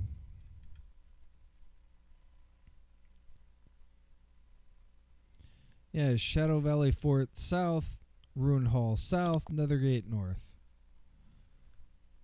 Alright, let's just try one more time.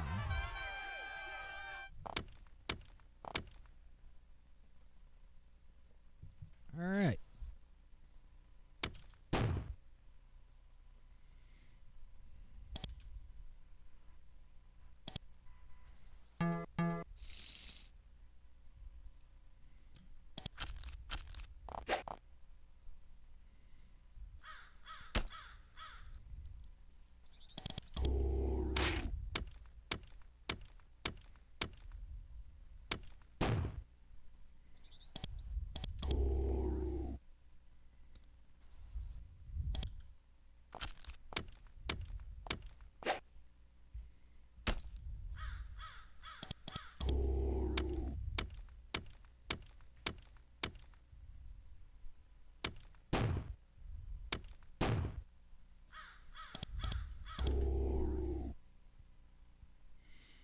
Okay.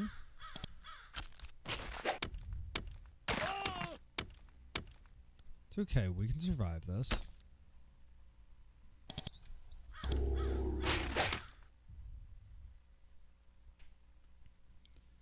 Nice.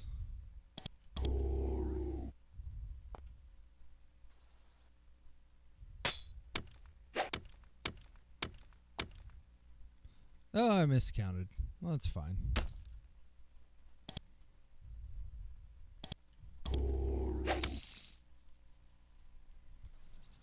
All right. No.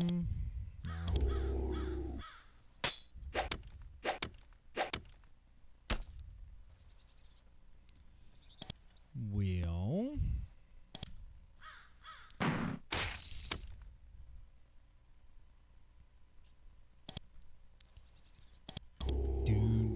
Doom.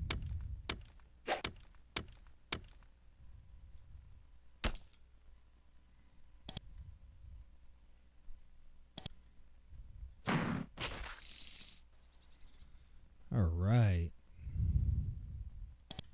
Bunch of acid, bunch of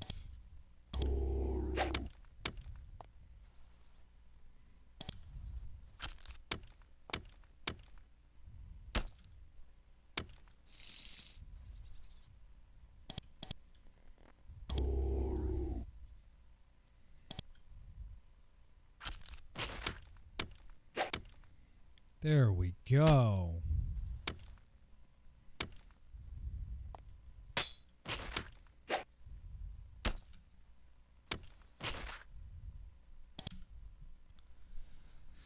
And now is the time on this game where we just try and collect everything from our dead foe. Friend, not foe.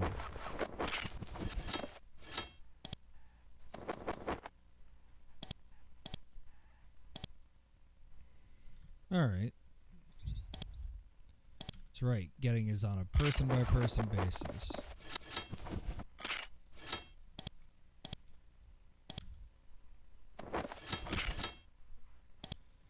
I don't know why I got the crude cudgel. Well, the bridge is once again free for travel. Its new life beginning with a baptism in savage blood. You roll the bodies off into the river. It serves them right. I do not want to explore without a full party. Doing the full party dance.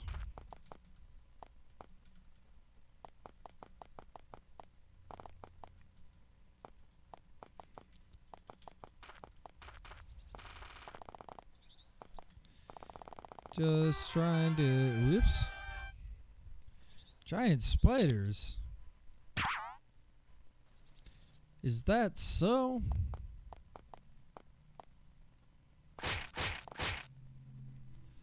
Oh, super webbed. Excellent.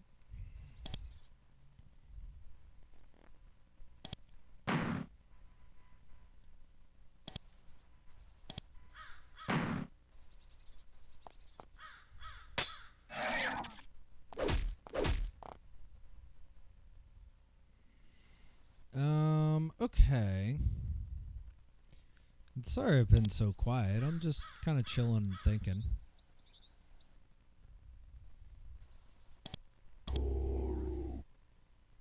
But it does seem that we can go squeeze pretty easily. Unfortunately, it also seems like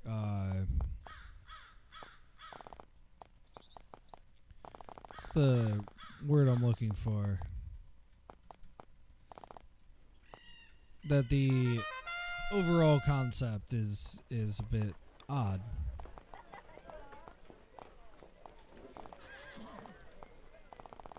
Let me get healed, and then it will be exactly 2 o'clock, 2 hours in. Buddy, where's Buddy? Friend? Hello? Fair enough. Alright, well. I guess, oh no, he's there. It's just blended in. Can you heal me? Why, yes. So, all healed up. Really don't need those. I don't need any of that stuff, dude. What the heck?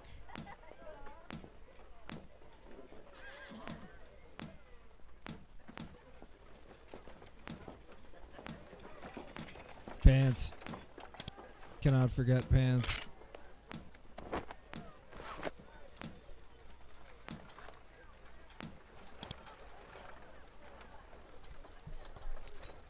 Oh, item is too heavy. Fair enough.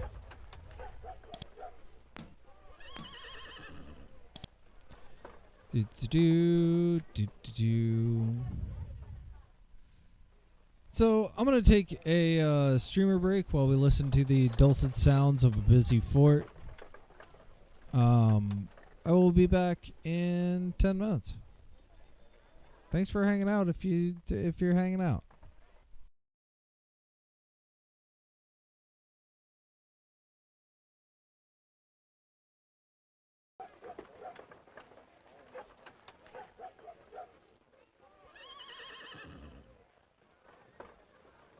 Okay. We have gotten back to full strength. We have opened up a place that we haven't before.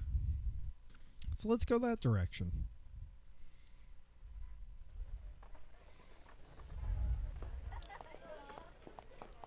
Alright, alright.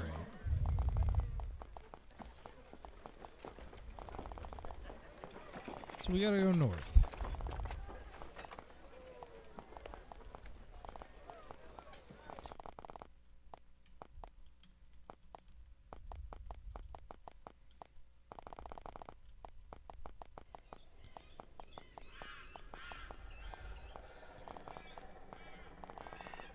Just follow the road and north. Over the toll bridge, which we took care of. And past this. And to the north. Right? Right. So many trees in the way. Nethergate, north. Ruined Hall, south. Shadow Valley Fort, south. Have we... No, we have not given Fighting Man all of his fighting things back. We should do that.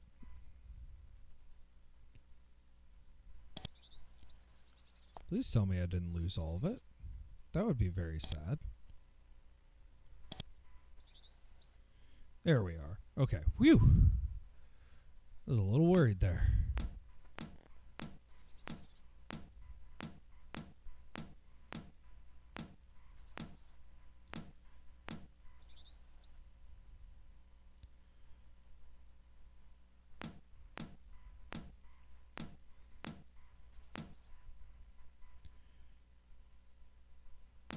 Let me rephrase that. I was a lot worried there for a second.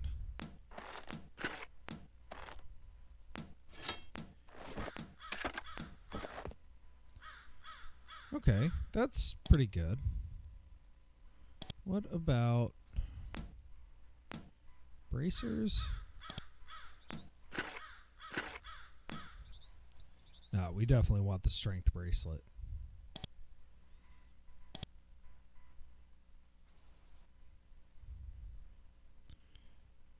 Okay.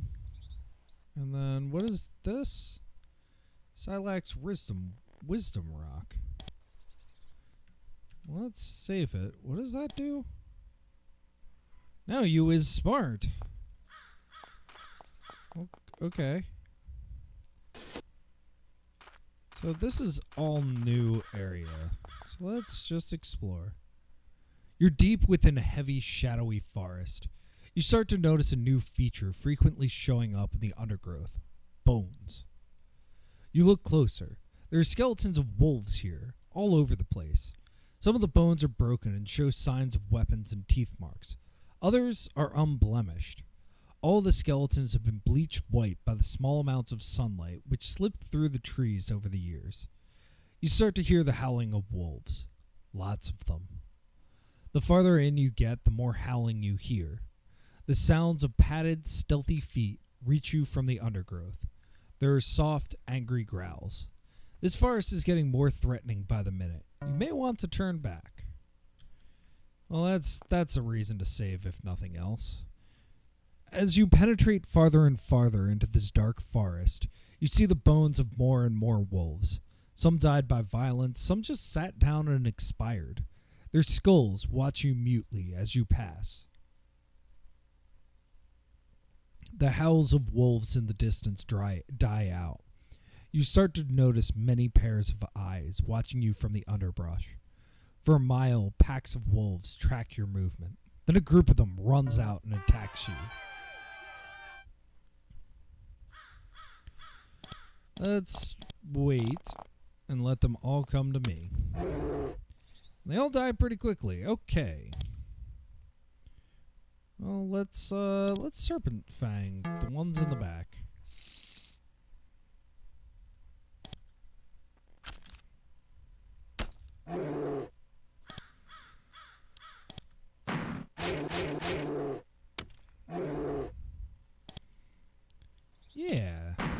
is going well.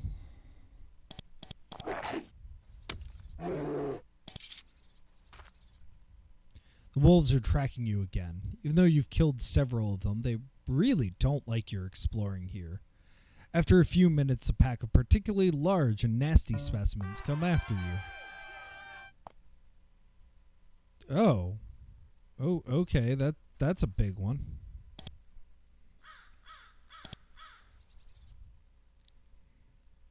Let's,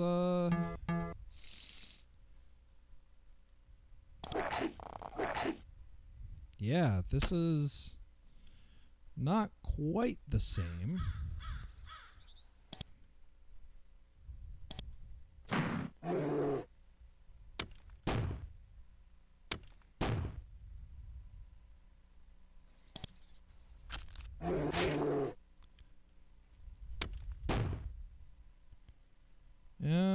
Okay.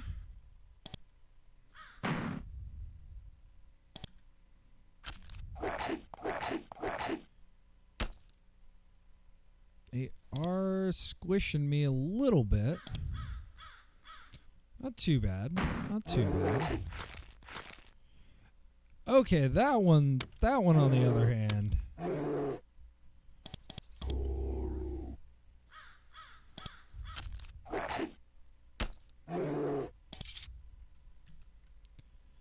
That one on the other hand, that hurt. But we can rest and everything's fine. You reach the center of the wolf graveyard. You don't find anything but, well, more dead wolves.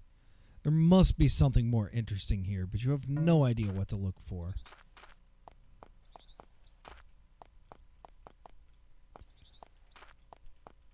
Yeah. It's kind of how I'm feeling right now. I really don't know what I'm looking for in most of the cases.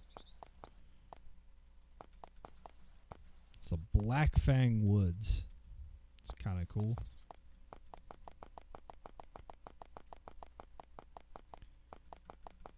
And we have fully mapped this out.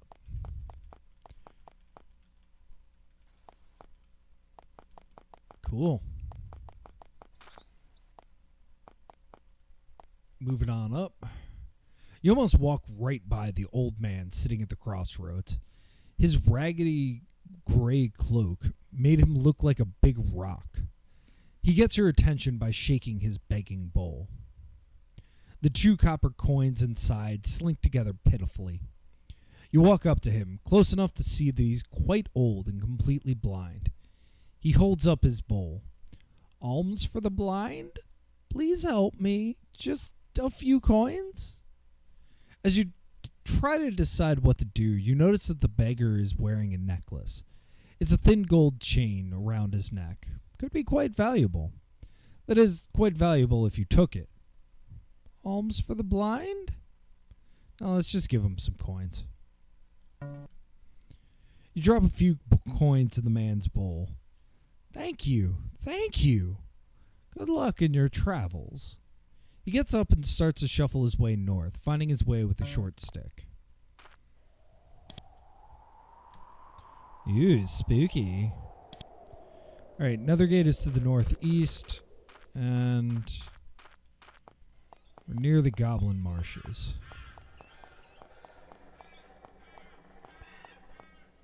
It's another little shack.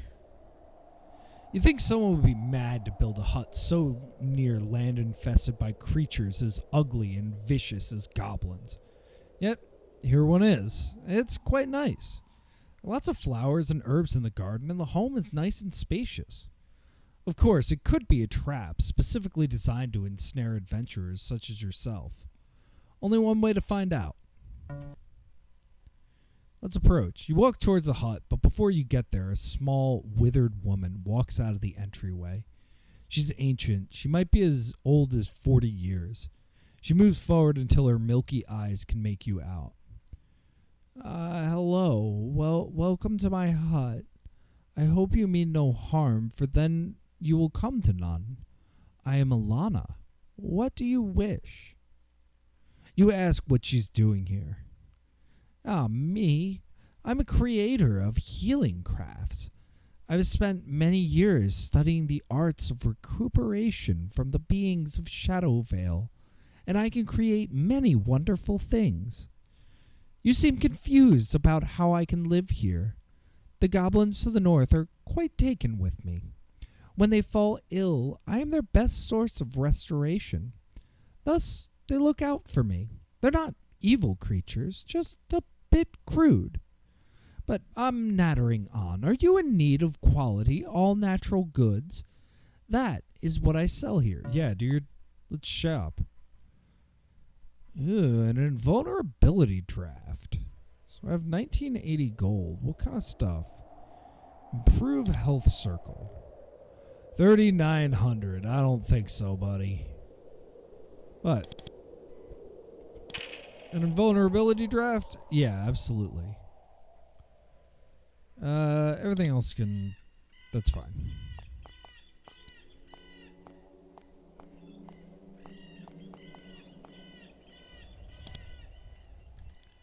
Beware, goblins.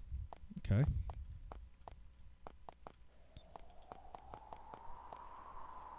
Someone has built crude stone walls at the huge pit ahead. Looks like a fortification of some sort, but who would be insane enough to build a fort in the middle of a swamp? Could it be goblins? After a tiring, mud-drenched climb, you manage to slog your way to the base of this huge pit. Here, you find yourself in front of a fairly new, large fort, improbably built in the middle of this swamp. You don't even think the local tribesmen would be foolish enough to build a fortification out in the swamp. Surely no Roman would. Thus, you aren't surprised to see goblins guarding the gate to the north. These pests seem determined to inhabit every area around here free of humans, even if it means living in a diseased fen to do it. Unfortunately, this tribe seems to be quite skilled at erecting defenses. Their front gate seems quite strong. You might have to search to find another way in. I am not here to fight these goblins.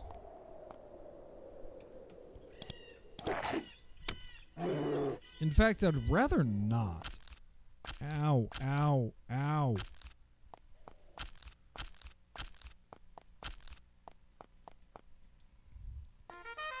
Yeah, that's not what I wanted to do. Bye. I don't really want to fight them. The goblins are actually kind of chill in this game.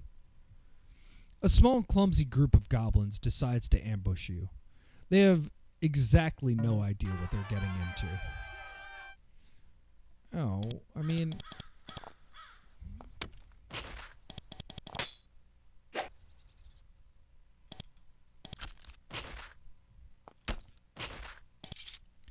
Poor guys.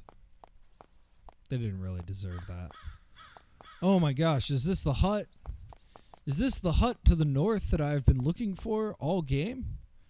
You've heard tell that there are several hermits living in this area. They're attracted to the relative peace of Queen Cardamandua's kingdom and the, shall we say, unique nature of Shadow Vale. This hut in the center of this grove must belong to one of them. Who else could possibly choose to live in such a crude little hovel? You take pains not to breathe too sharply, otherwise you might accidentally knock it down. Hermits like to be left alone, but sometimes they have useful information. Do you walk inside? Yes. Boom. A quest has been completed. You try the door. It's locked. You knock. A voice inside says, "Who is it? What is your business here?" You ask to speak with him or her. He or she cackles. "I left home to avoid idiots like you. Was a wise choice. Go away."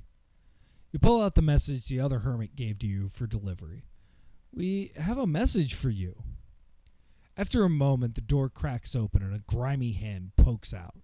"Let me see." You put the scroll into his or her hand. It disappears into the darkness. Then the voice says, "Good. Took your time getting it here, though. Now, you want payment? I have no payment, but you can get payment. I have a message, too.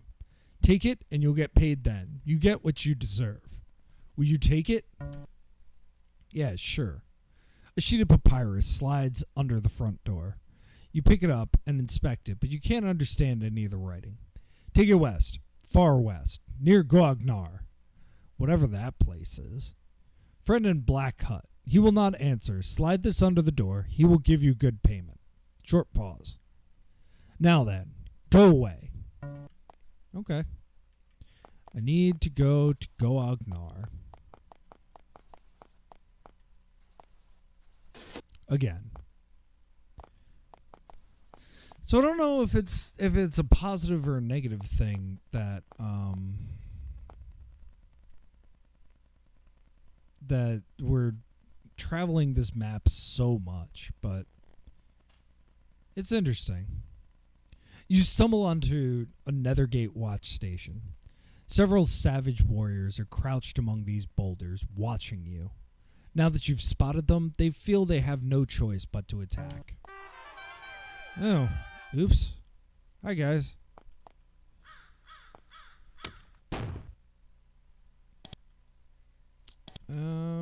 Well.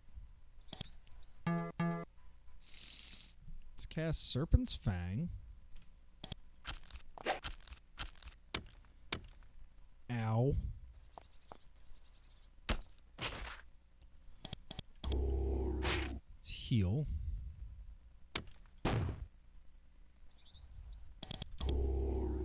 Let's heal him again. Okay. Now things are okay.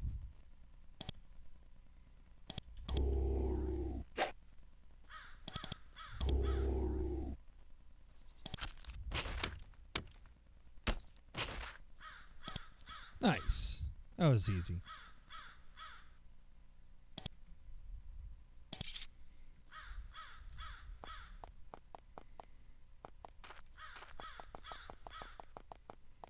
Let's clear up this map. There's a big rock. If there's one thing I've learned in this game, yeah, you go to big rocks. Your keen warrior's eye spots a lump in the grass that doesn't look quite natural. It's too abrupt and too, well, square. You pull off the grass and reveal an old supply cache. Most of the food is rotten, but the dried meat is still all right. While the wooden shield has been lost to worms, the spear was wrapped in leather and looks to be in pretty good shape. Yeah, let's take it. It's an iron spear. Sure.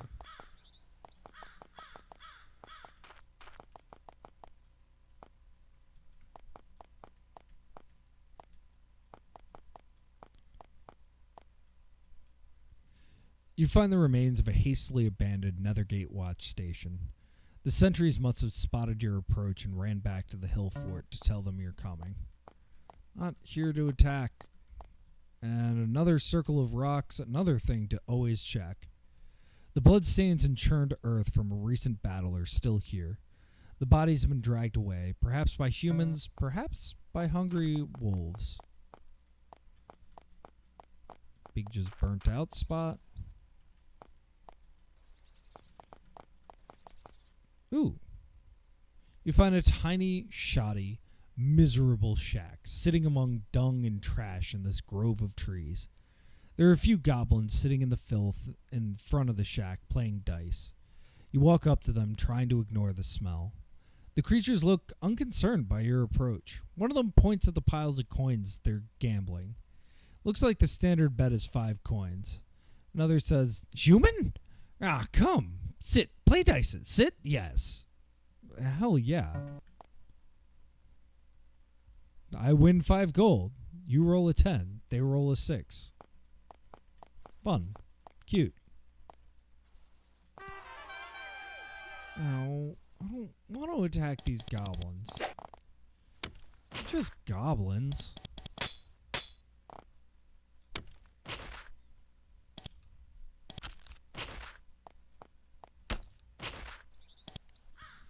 They're just goblins.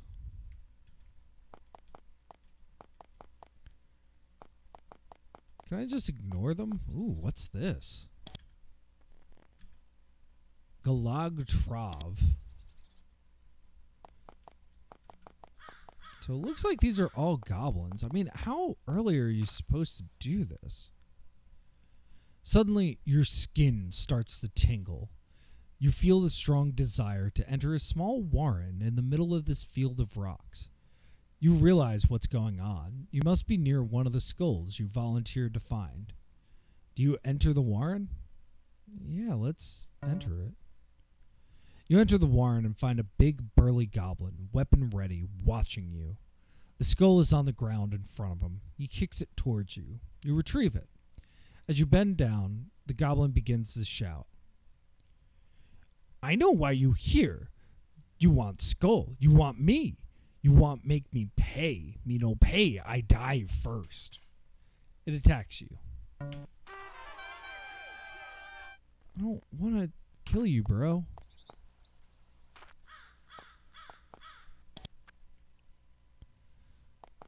Apparently the game doesn't want me to kill you either.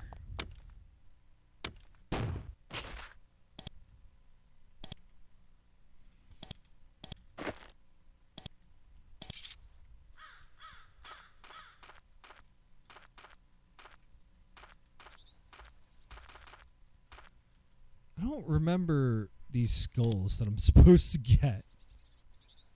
What am I doing? Lost skulls.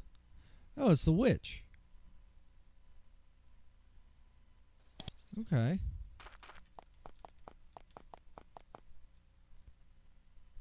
Yeah. No.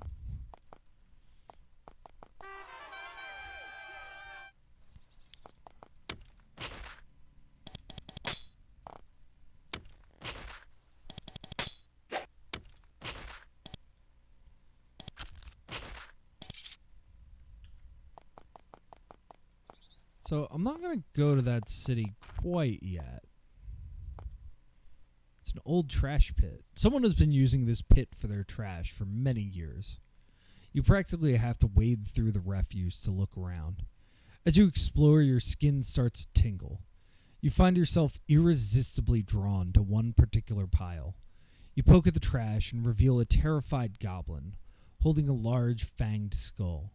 It cowers, paralyzed with pure fear. It drops the skull, which rolls over to you. The goblin lies there and twitches. Occasionally, it cries a little.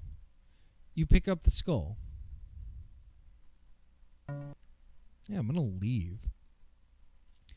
As soon as you turn your back, the goblin is standing up and tearing away as fast as its little clawed feet will carry him. He's disappeared deep into the trash pits and out of sight in a minute. Okay. Please tell me it's one of those dudes. Yes, it's a shade.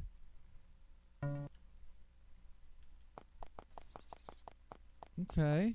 Found a shade. So it's interesting. One of the things I really like about this game is that it tells you about quests relatively early on. And then, you're about, and actually I think that might be the 6th one. But then you're like almost forgotten about them. And then you find the thing that you're looking for. I don't really want to go that way. I'm just trying to find paths. To the north, a steep pathway climbs up and out of Shadow Vale. You look up longingly, eager to escape this strange place and the strange people and creatures that populate it. Then you turn back. You have your duties, and they lie here. This is a dangerous place to stay, but this is also where you can make the most difference. Plus, the quality of the available treasure is very promising. I just want to run away. I don't want to deal with them. Someone has set up a small trading post here, not far from Nethergate. There are lots of tracks on the ground. It seems to be rather popular. A sign out front reads, Gan's Trading Post. You look through the entrance and see a young man out of the Brigantia's tribe. He's missing most of his teeth, but otherwise seems in good health. He's making some torches. That must be Gan.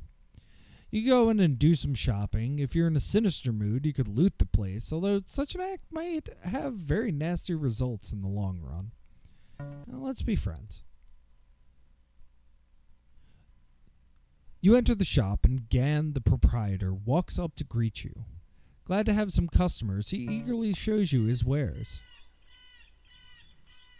Scroll of Call Spirit. Unshackling. Cures mind control on a whole group. Meh. You know, they've been threatening all this mind control stuff. I have not seen any. Not complaining per se, but... Alright, that is Nethergate. I do not want to deal with that. I don't want to deal with any of it, really. Okay. Well... You hear giggling from the branches of this tall oak. You look up into the branches and see a half-dozen forest sprites preening and cleaning their brown, leathery wings. They seem to have just had a good joke at your expense. Your attentions are almost immediately unwelcome, however. Without further sound, they take wing and fly off to the west. I just want to be friends.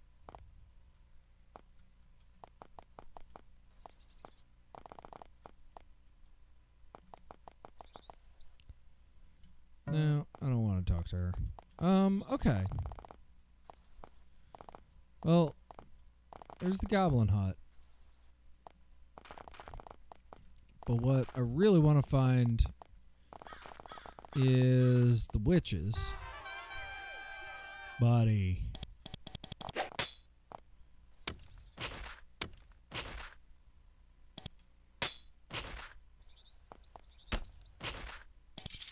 Buddy.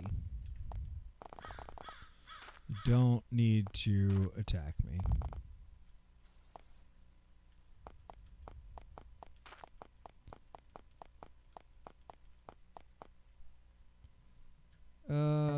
Pearl Blossom's hut. Tea.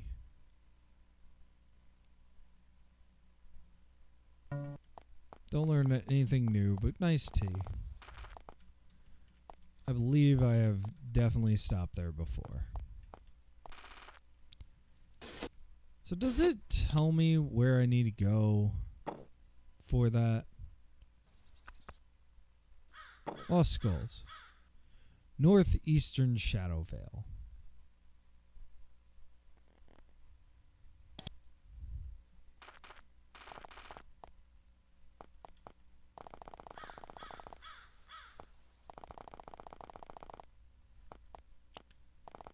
Near Ruined Hall, Blackfang Woods, Eastern Shadow Vale.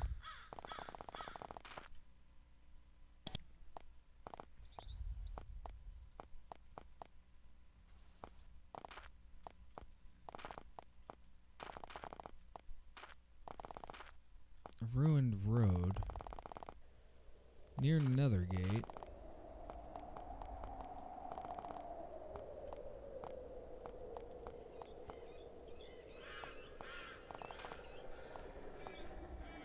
As you get close to the town of Nethergate, you are intercepted by a band of armed Celtic tribesmen.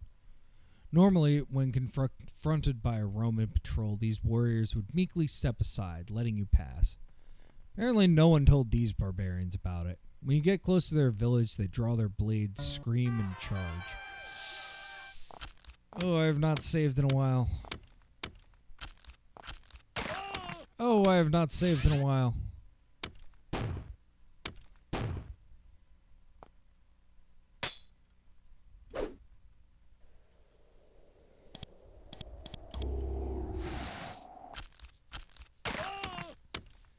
Oh, I have not saved in a while.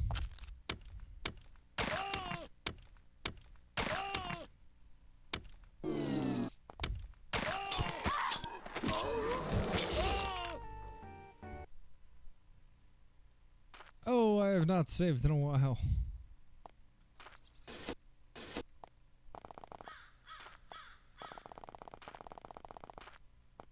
Well, I say that.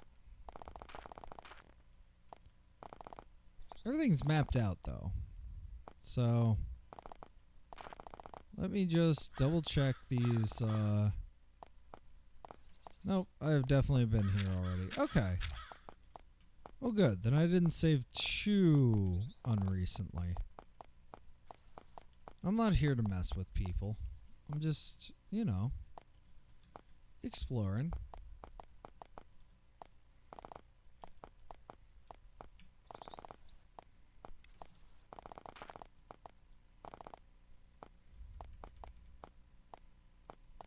But it did say northeastern Shadow Vale.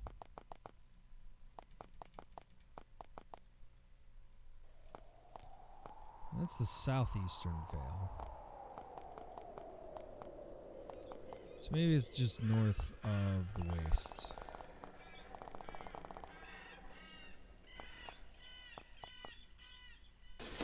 Did I really say northeastern Shadow Vale? Because I don't... Yeah.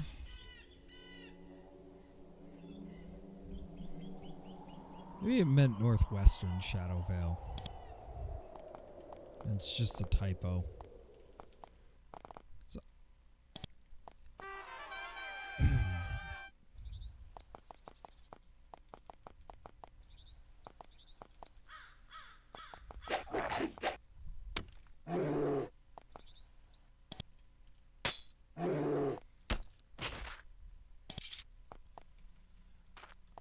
I'm gonna make an executive decision and say that it meant northwestern Shadow Vale. Because I was not in northeastern Shadow Vale until now.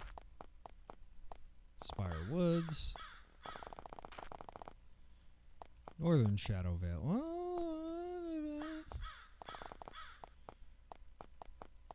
Now, it said I was not in northeastern Shadow Vale, but what if I was? What if I was? No way for me to get there from here, right?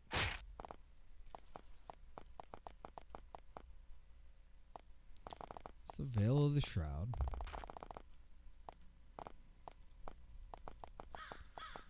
Where, oh, where did I find this witch?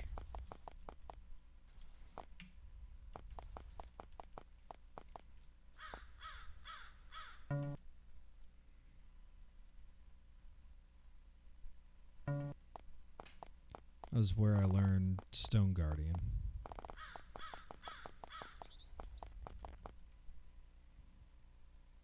As you enter these woods, you think you hear a footfall behind you. You turn back but find nobody there.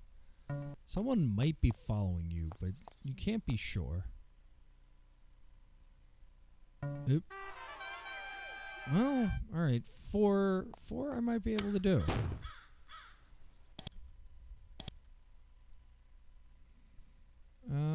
Let's give him Quicksilver Feet.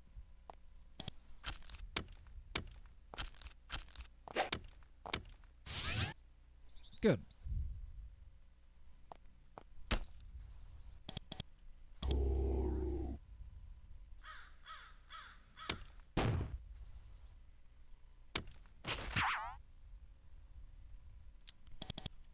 That's fine.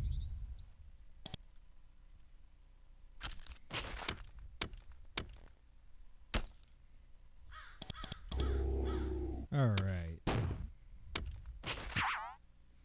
Yeah. I mean, summon all the creatures you want. Let's give him shielding. Let's fire on that guy.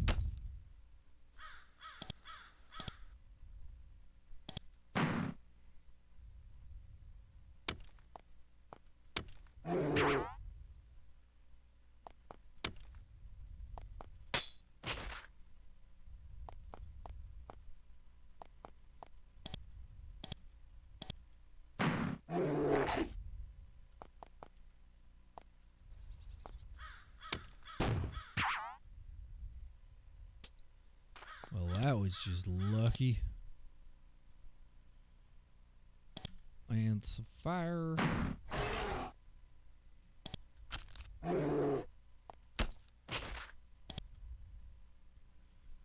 That's not anything useful. No, iron studded armor.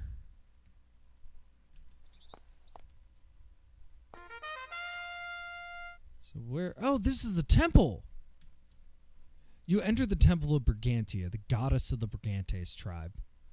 You don't know what she's the goddess of, but the way these savages handle their religion, it doesn't matter. It all ends up bloody in the end. The natives of Shadow Vale are openly rebellious, and they're even more likely to be violent around one of their sacred shrines. Make sure to look around for guards. You don't see any. Everything is eerily quiet. Everyone is gone, or at least out of sight. It's not like Britannians to abandon one of their temples. This place reeks of an ambush. But I think this is the temple that I've been looking for a while.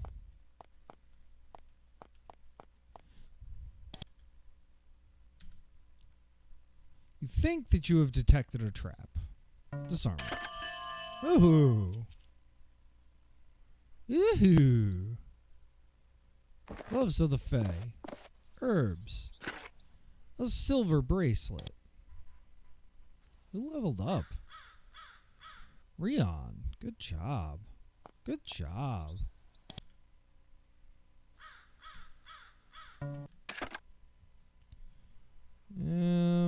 That's less interesting. All of that is trash.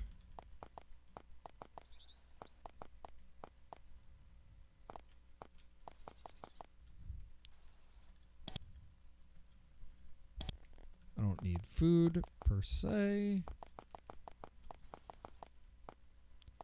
Whew, a lot of stuff here. Anything useful? Food. Food. Food. Fine leather armor. That's nice. Mistletoe. He can pick that up. Healing herbs.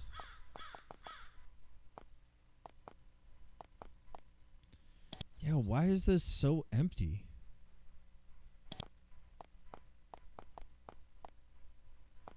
I totally agree with the initial assessment that this, quote, reeks of an ambush. You step off the bridge and into the temple proper.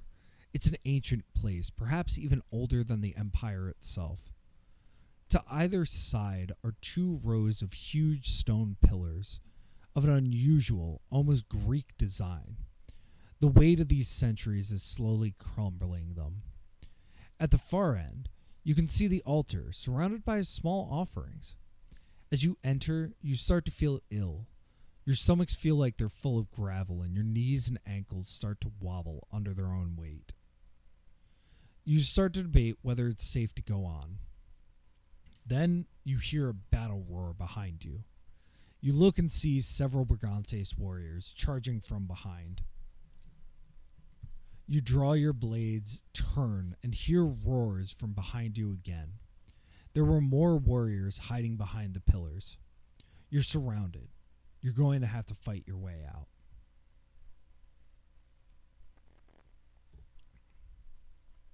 Okay. How surrounded are we?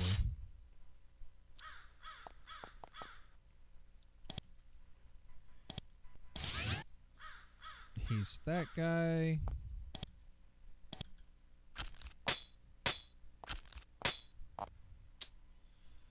Okay, this is not necessarily going poorly, but this is not going well.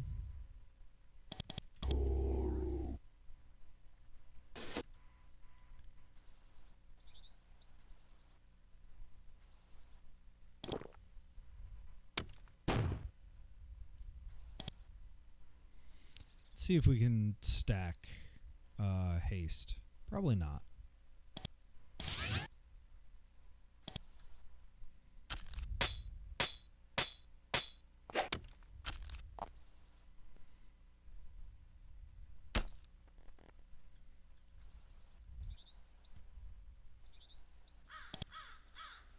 And heal.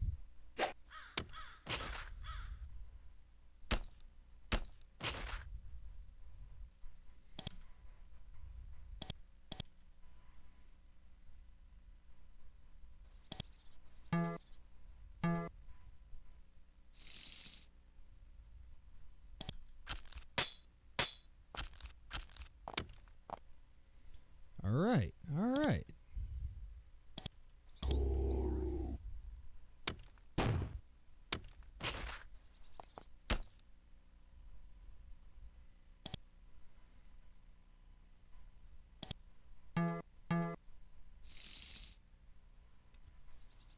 So yeah, we're just kind of handling this, actually. I'm pretty good about that. Whew.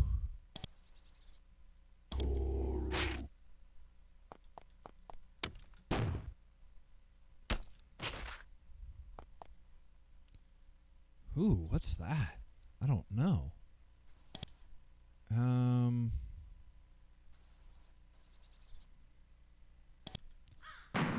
Lance of Fire.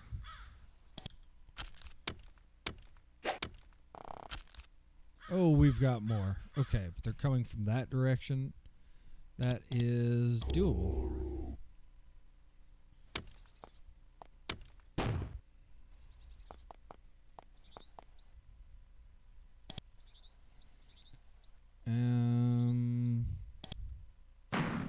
It's Lance of Fire. I hit the wrong button. But we're good. We're good. We're less good. It's fine though.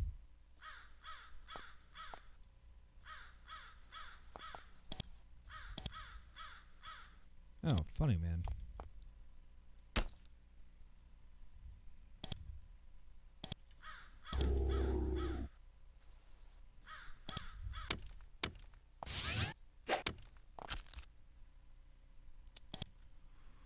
Ooh, we are very close, but we're handling it. That's fine.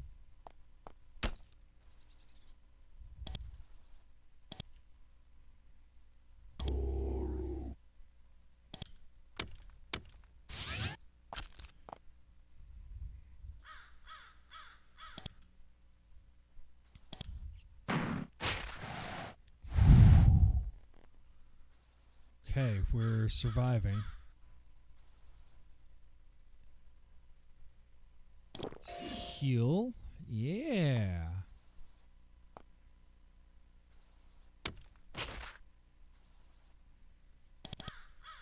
Yeah, this is going okay.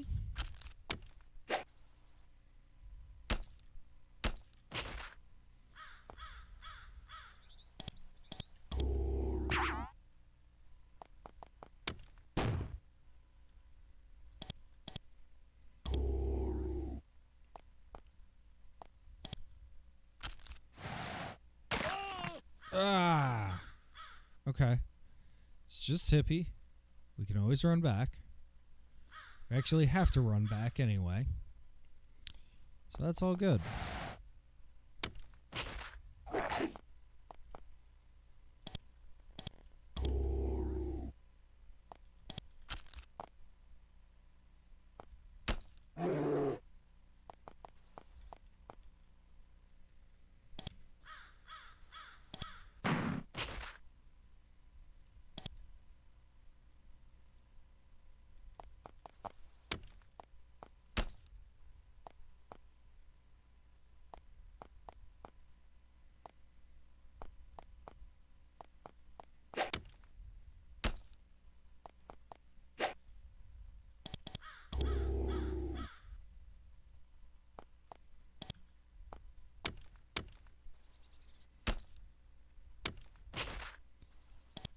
All right. I think...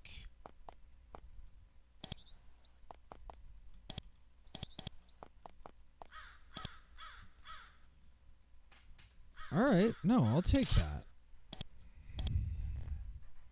What do we have? We have a haste draft. We have a healing draft. Steel-studded armor might be nice for somebody, but I'm not worried about it.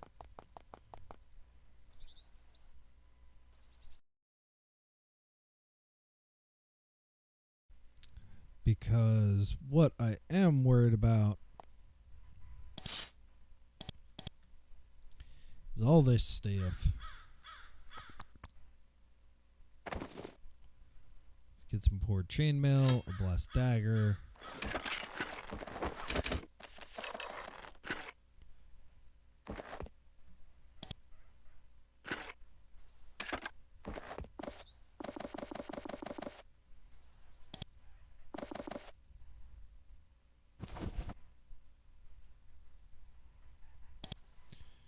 Okay. Whoa, no. And some ambrosia.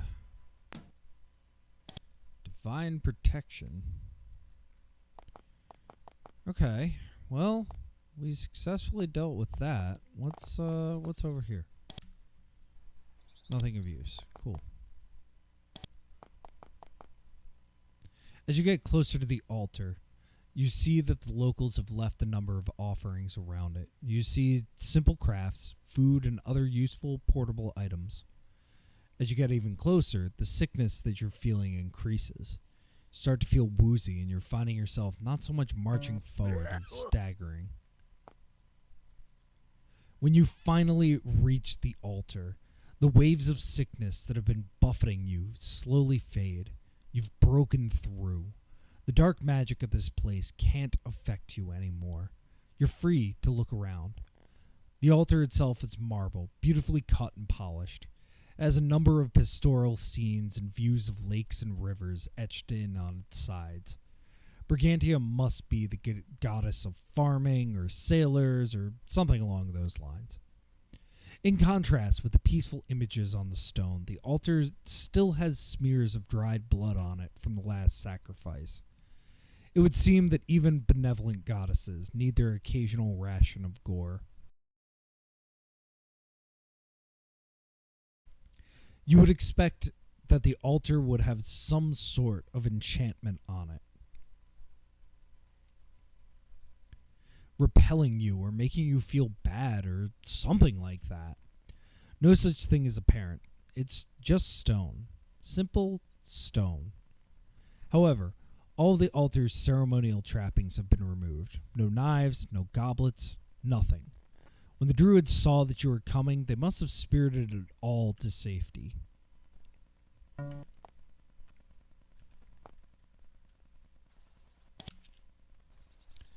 Steal some gold. Take a void crystal. Don't know what that is. I'll take another wand of Karunos. Don't know what that does. If I remember right, nothing good.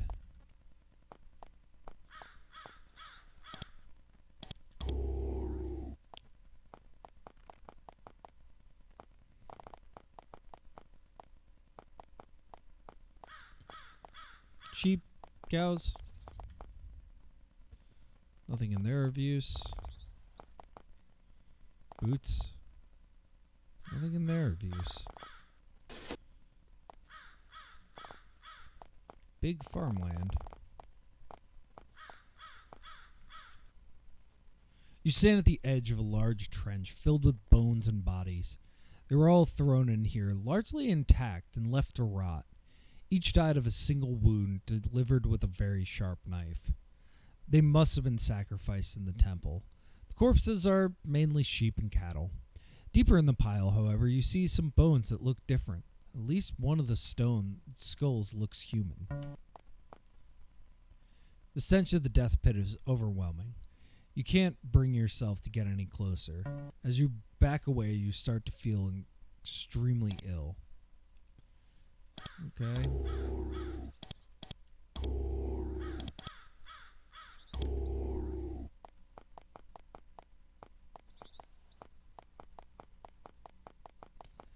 I'm just trying to explore.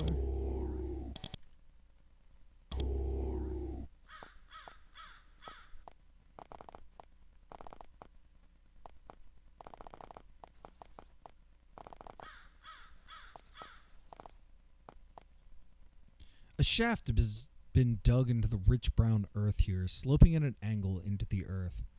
Rough stone steps have been set into the ground, making it easy for you to descend. Well, oh boy. Oh boy.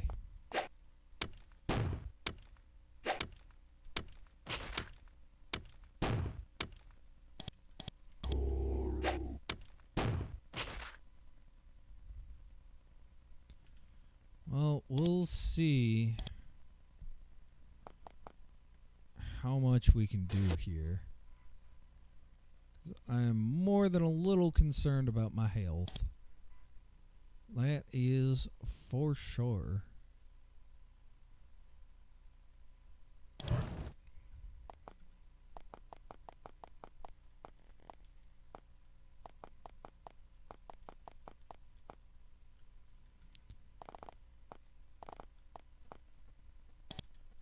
Anything in these?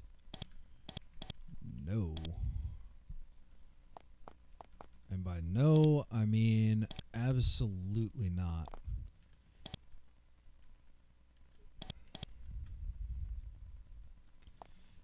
Okay.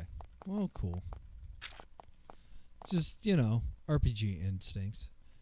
This pit hangs heavy with thick white mists. It's icy and wet. The floor is slick and it's hard to see past a few feet.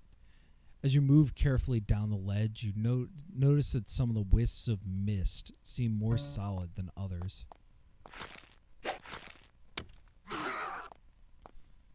Oh, good thing they're squishy.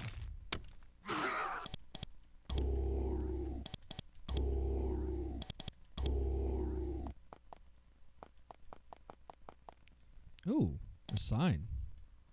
Blessing pool.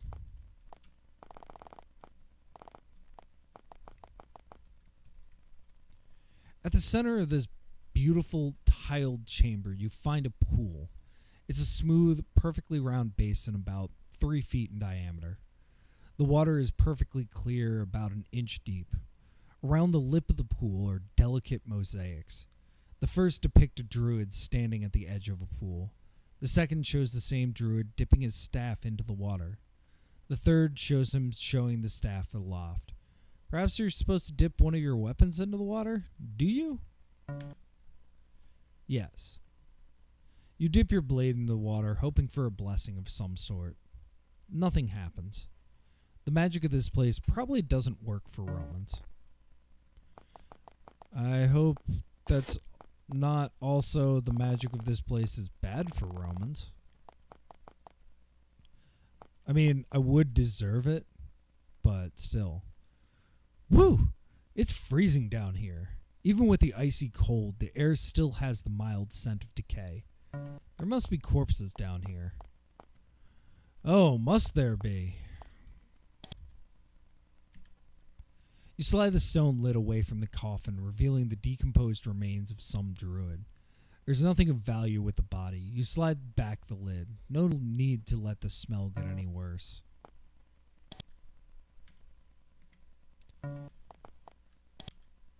Don't mind me. I'm just concerned.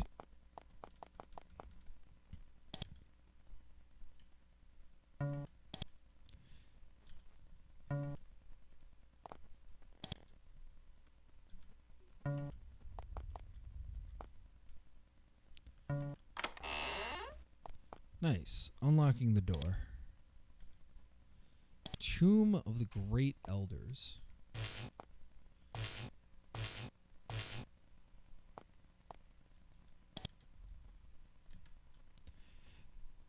You find a huge, ornate sarcophagus covered with the carvings of pastoral scenes and of the goddess Brigantia.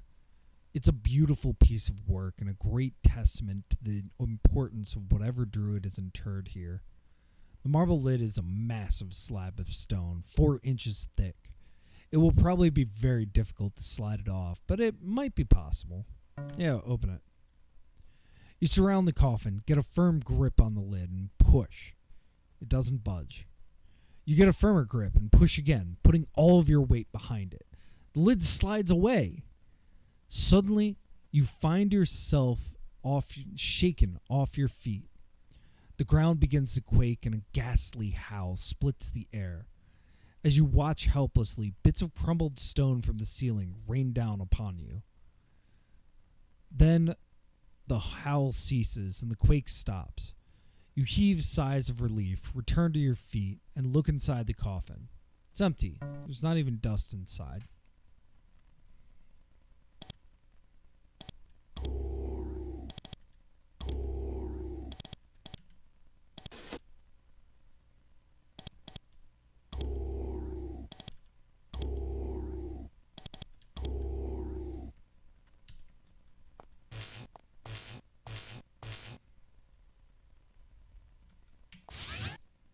Oh, there's a lot of dudes.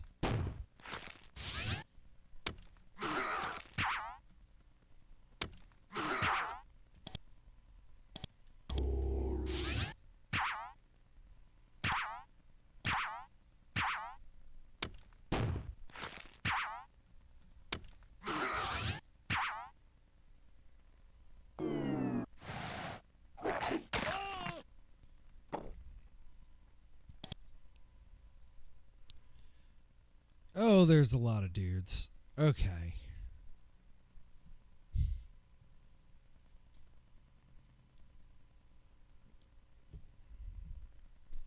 How are we going to handle this?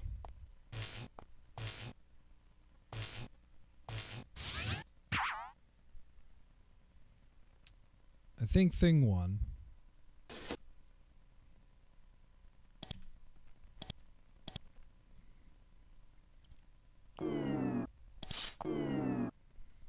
It's fine.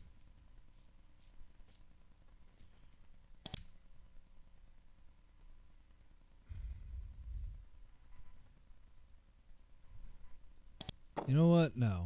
Let's load one more time. Let's make sure that the person who can take energy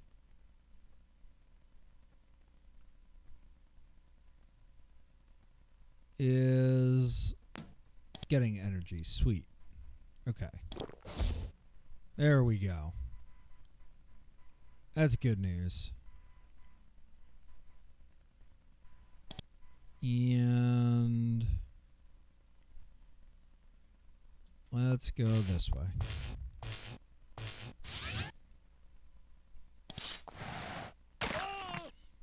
Or die. That works too.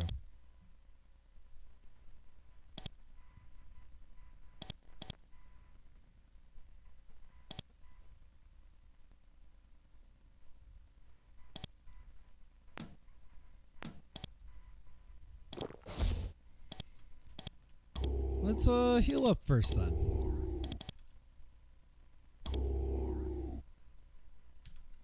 Alright, we're all healed.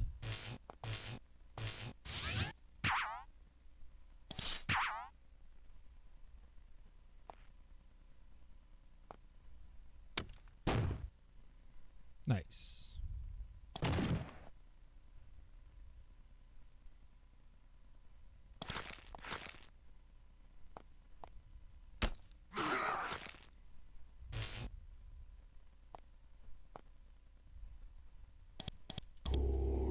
All right. Ouch.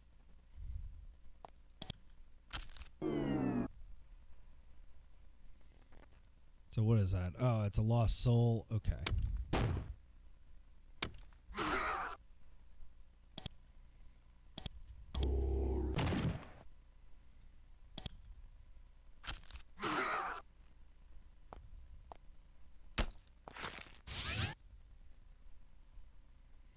This is going well. This is going well.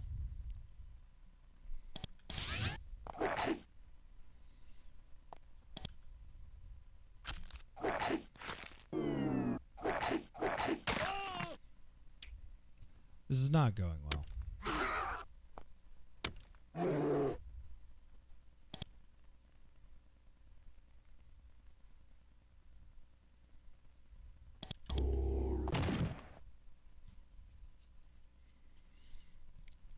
It's a lava bat. Okay. Yeah, I don't know. Yep, that's a couple too many.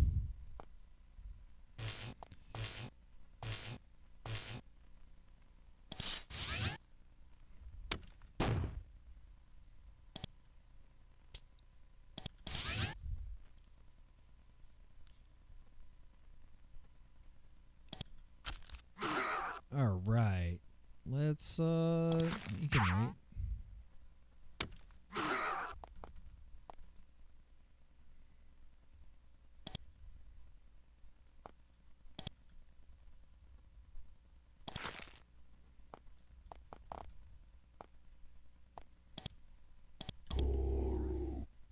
Do.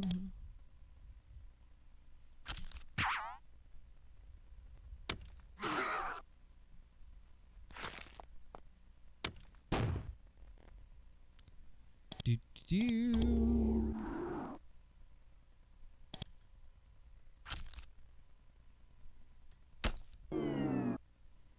It's fine.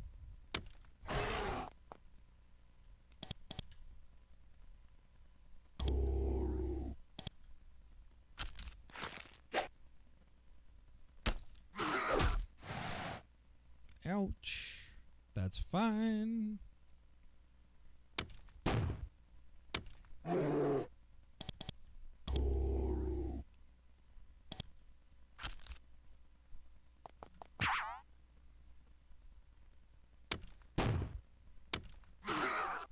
Got it.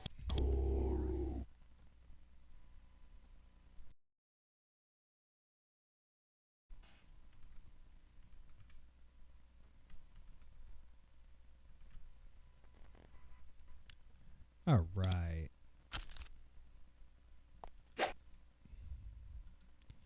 Well, that thing is pretty powerful.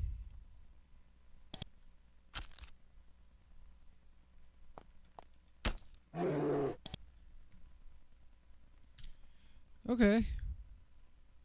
So with some thinking, oh, it's blocked. So I gotta use this thing anyway. It's fine. Well, let's look at what's in door number 2. Another one. Same description. Open it.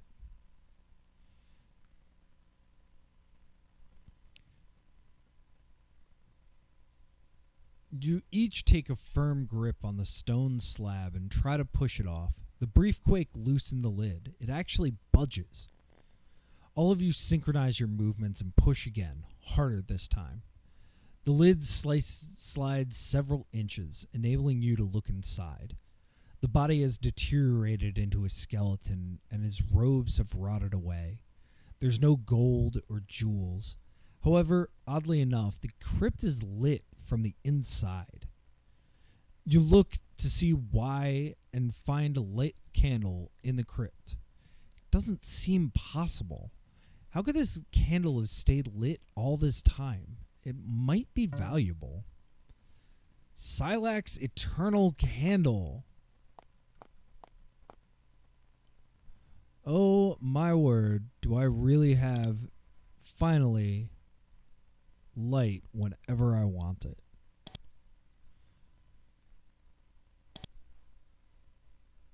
Well, let's use it. The candle burns brightly and never seems to melt.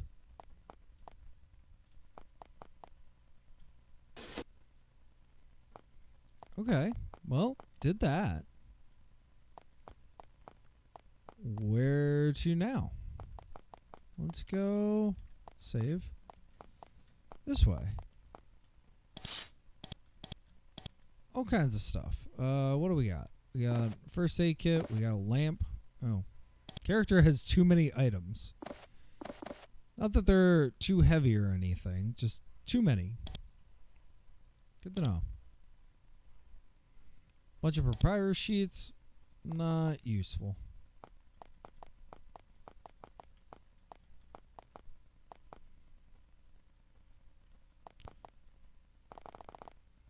Alright.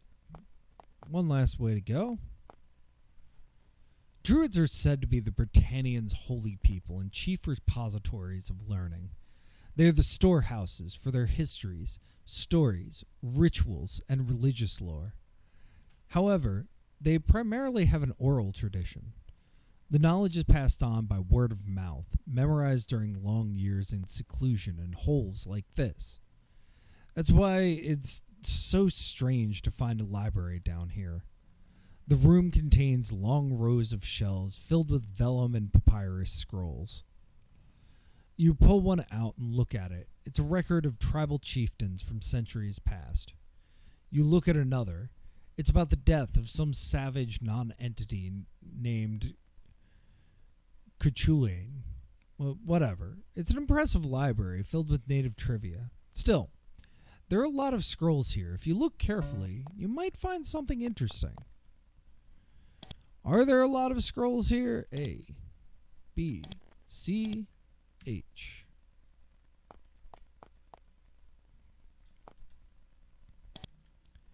E, C. Ooh, there's a scroll. Darts of ice. Sure, why not? E, C. You look at an interesting looking vellum scroll. It's on magical barriers. There are two classes of magical barriers. One sears people passing through it. The other prevents all passage altogether.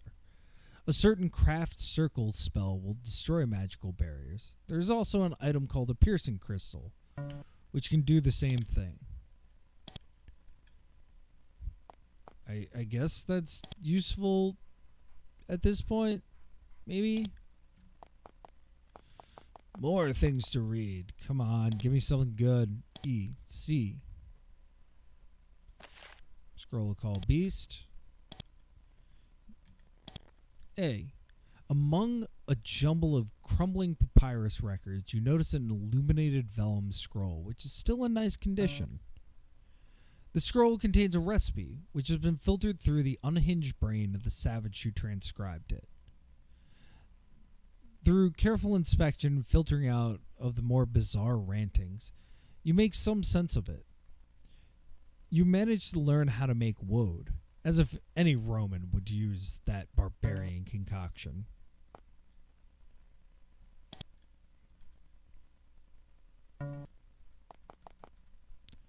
I mean, definitely useful. Straight up haste, no cute name.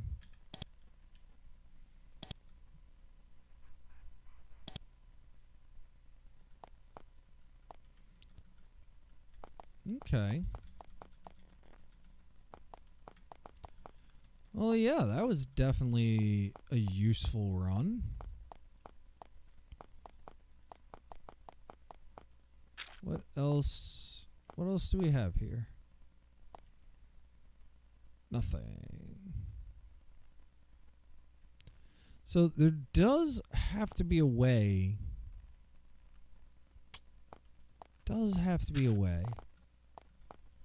What if we went this way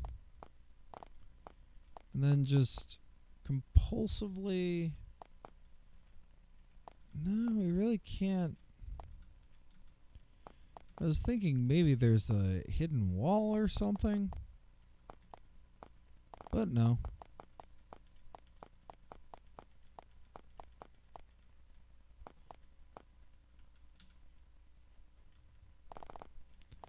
There's a hidden wall in these rooms. Doubtful. Can't imagine they'd give you both some cool stuff and a hidden room.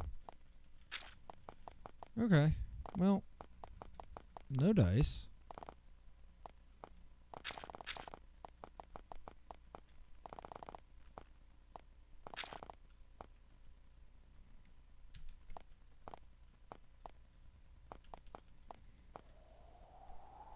You walk out to the short dock.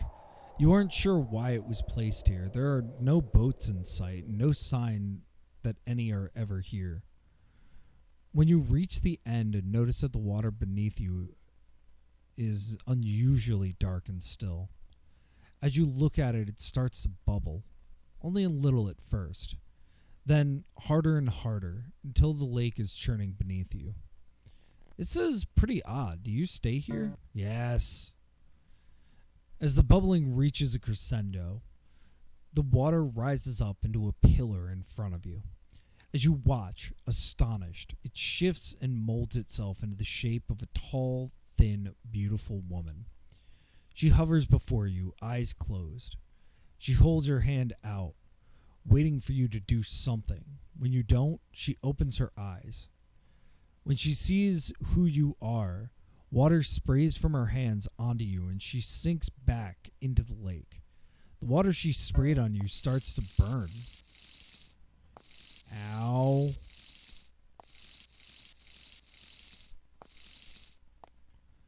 Ow.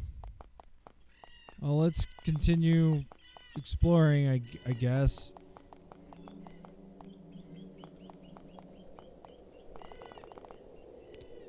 You can just sit here and insist that that didn't hurt a lot.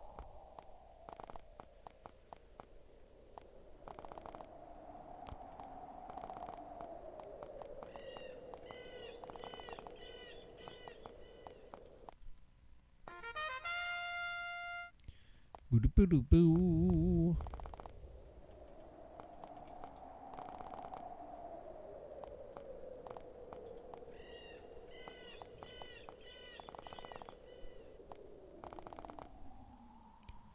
The druids of this temple have created and nursed a beautiful grove of oak trees. They are well cared for, and walking amongst them is, even considering the circumstances, quite peaceful.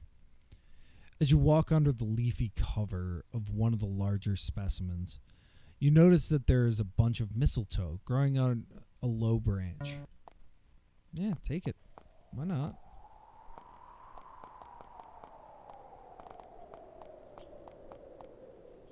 Oh, it's going to bother me how you get up there. But we've explored everything here. More mistletoe. Nice.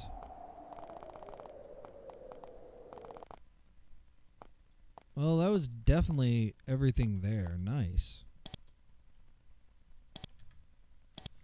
Yeah, just Temple of Brigantia.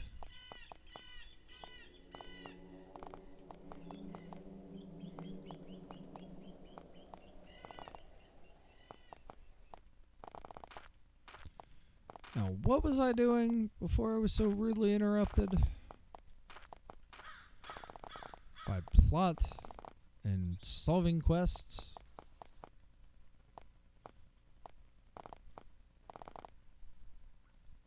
That's Toivo.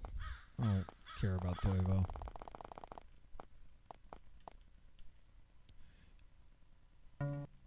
Alright.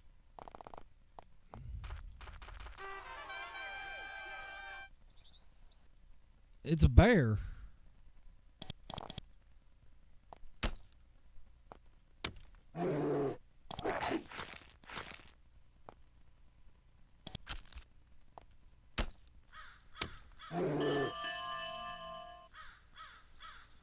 Nice.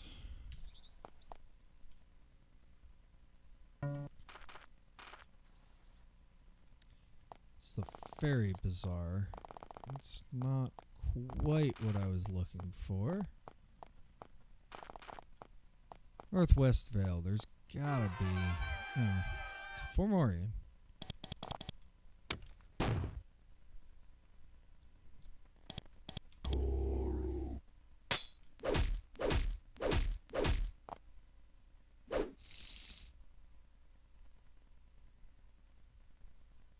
Huh. Wonder who got acid damage.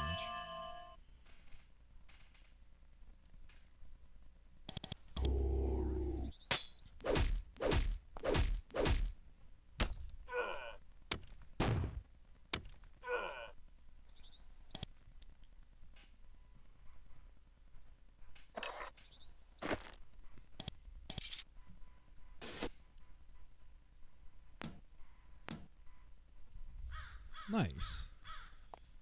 Well, we're definitely making progress.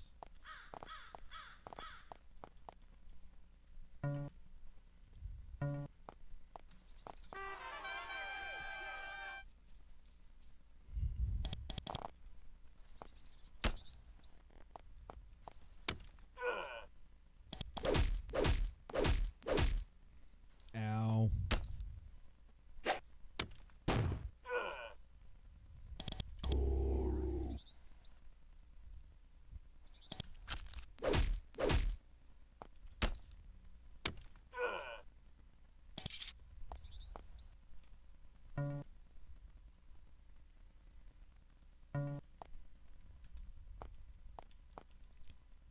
There we go. Enter the cave. Keep going.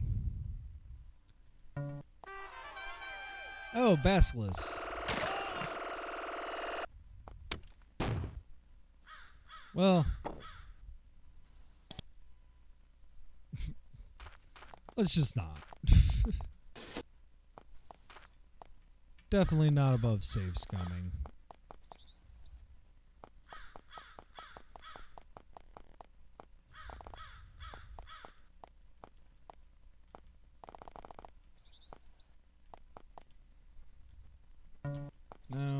gonna trade. So I am looking for some witches. Ow. Can we just rest? Yes.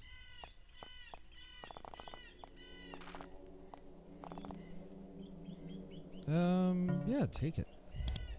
Spiritual herbs. Muller.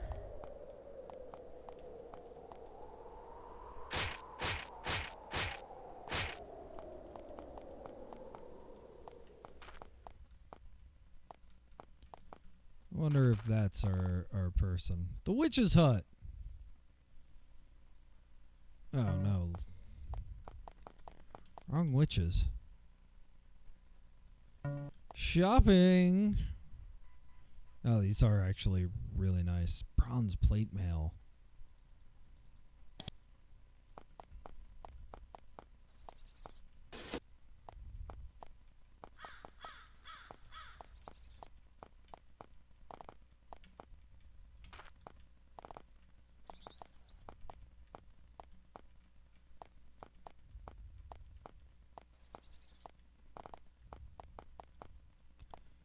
Always interesting. Have I even gone to Venarium? Yes.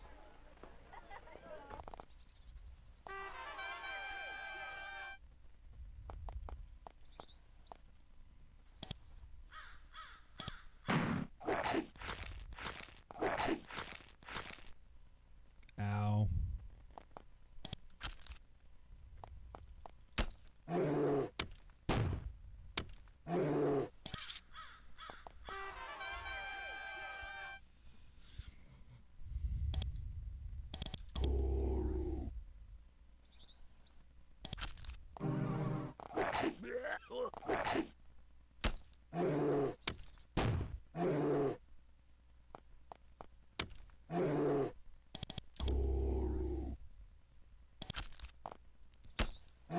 Boom.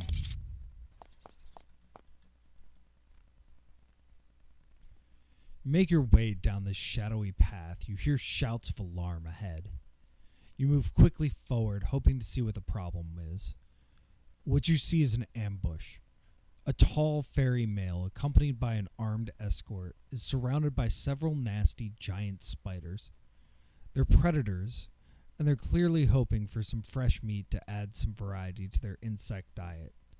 It's not a fair fight. There are quite a few spiders, and their fangs drip with powerful green venom. Do you help? Yeah, I help. The moment they see you approach, the fairy's spirits lift. There's hope for them after all. As the spiders close in for the kill, you break their circle and attack. The fairy lord takes this opportunity to slip away to safety. Oh, these are big ass spiders. These are big ass spiders. Probably should have said no.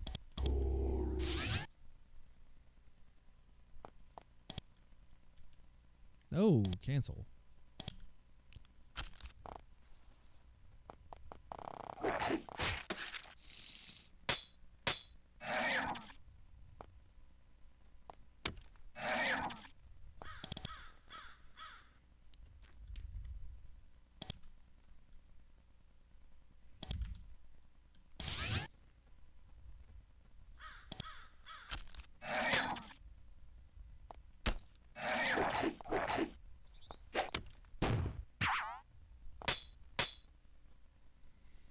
Very good, very good.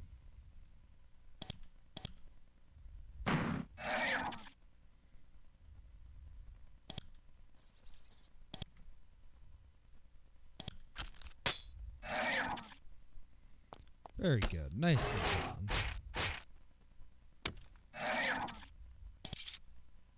After the battle, the fairy lord emerges from his hiding place. When he sees that he was saved by Romans, he looks extremely uncomfortable.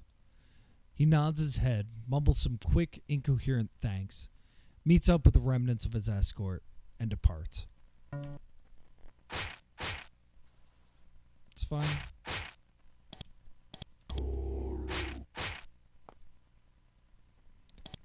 Yeah, no. If I don't have to... Ooh, buddy. Let's do some real healing there.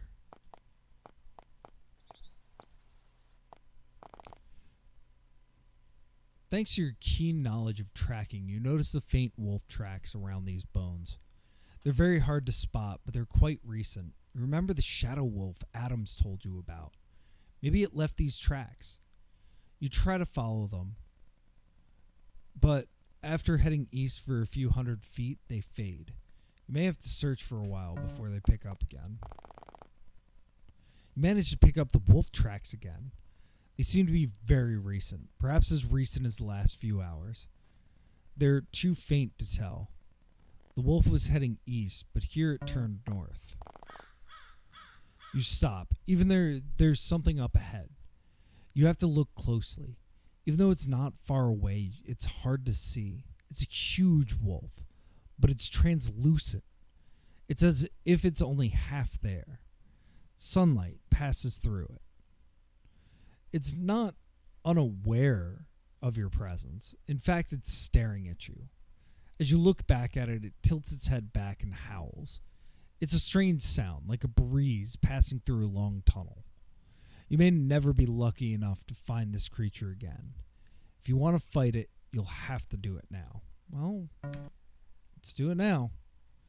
You aren't sure why it fights you. Perhaps it's dumb. Perhaps it's hungry. Perhaps it's just tired of running. No matter. The shadow wolf moves forward to fight you. Yep, just straight up killed me. Oh my gosh, I'm very far away. Let's rest while we're at it. Everybody healed.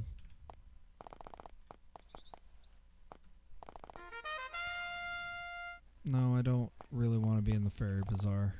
I do kind of want to be in the Faerie Bazaar. That's a bunch of rats.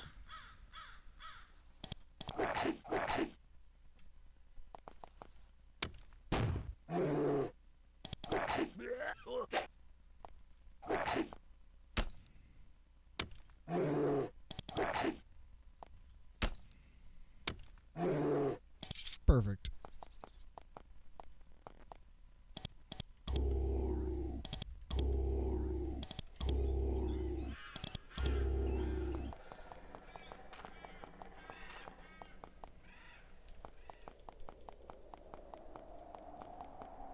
Was it around this? Yes, it was.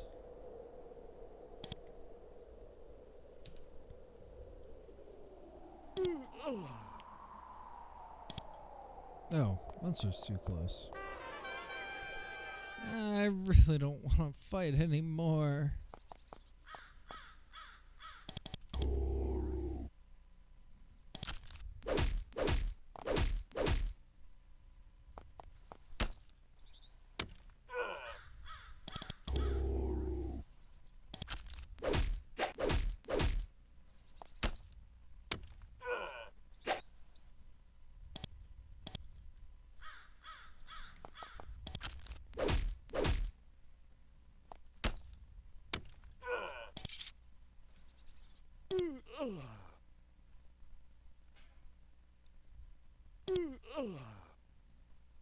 There we go. Let's pick that up. Pick that up. Attack. Let's see how bad this goes.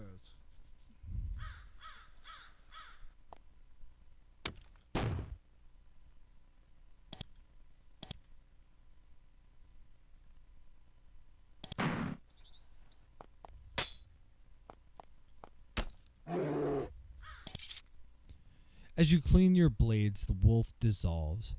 It slowly fades from translucent to transparent. Even its blood evaporates away. In minutes, the shadow wolf is gone.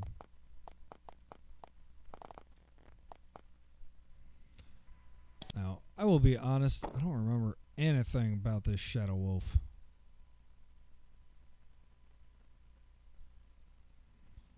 So that might just be a quest that no one talks about.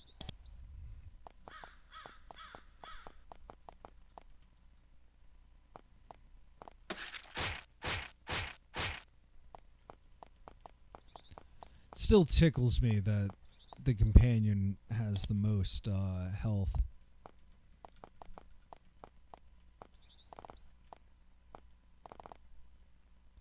You catch, out of the corner of your eye, a quick movement. As you turn, you see a glimpse of something else in the opposite direction. You draw your weapons and stand ready, waiting for something to emerge from the woods. Nothing does. You are, as far as you can tell, alone. Eventually, you sheath your blades and continue. It's odd, though. You would have sworn you saw people running around in the shadows, but when you check, nothing is left any tracks. Yep, nope, not getting involved with that. I'm just trying to get back a little bit here.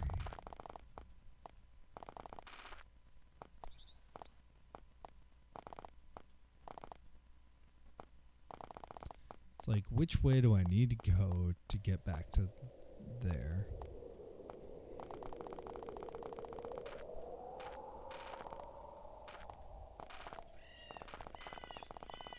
Run, run, run. Still feel bad about killing them, but that's kind of the name of the game. I don't need Becca the healer.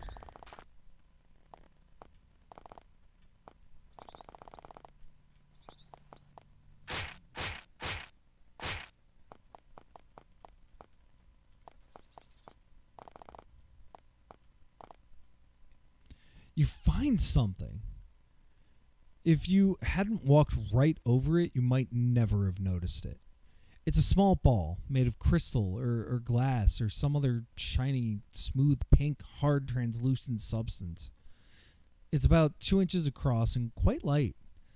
The most interesting thing about it is that it glows slightly. A gentle, warm glow comes from the middle. You touch it gingerly. It's slightly warm. It's very pretty. That doesn't mean it isn't dangerous. It might be safer just to leave the thing here. Take it. Pretty sure that's the ball we casually have not been actually looking for.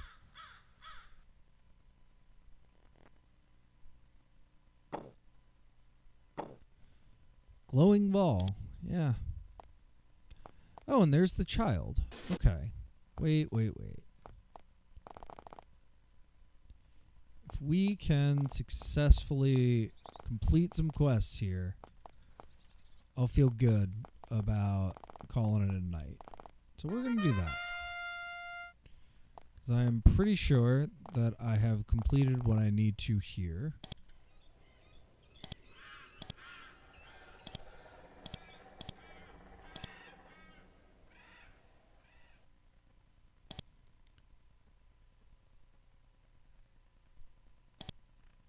Okay.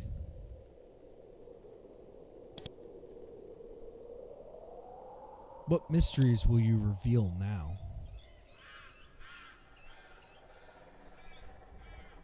Her eyes flash at you, showing an ancient malevolence you find almost overpowering. You have to turn away.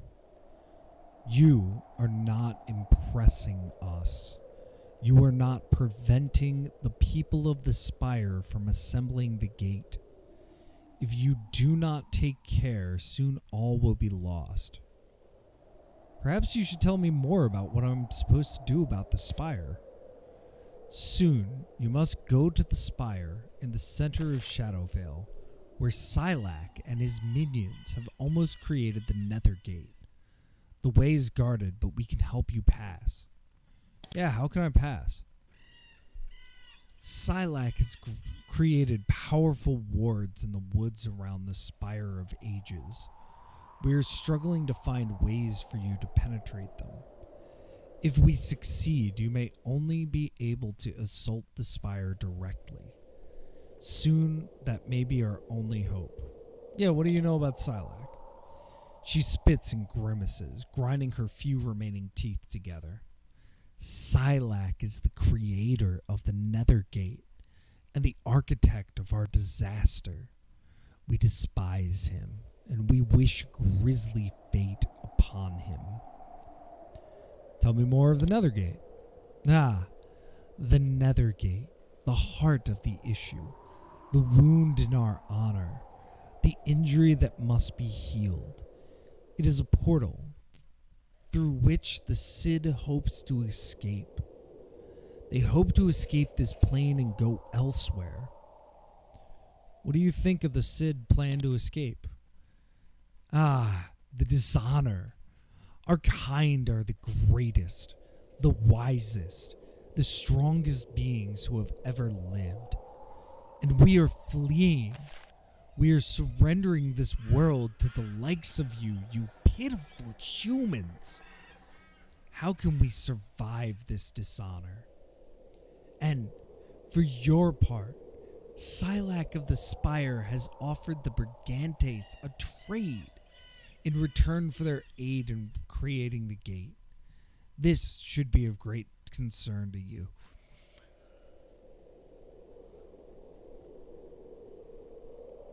What is Silak offering to trade the Brigantes for their help?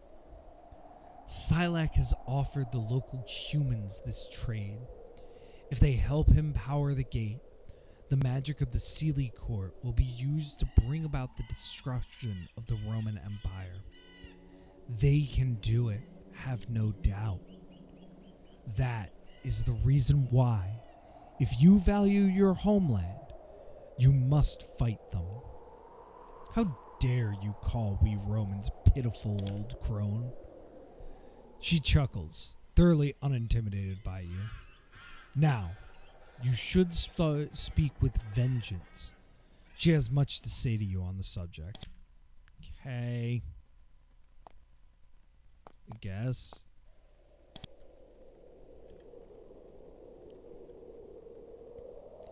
Oh yeah, hey, the quest. I wish to discuss the quest you gave me.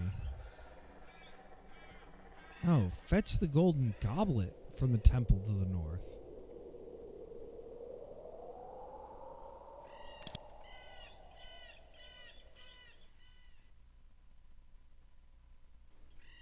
The glittering bridge.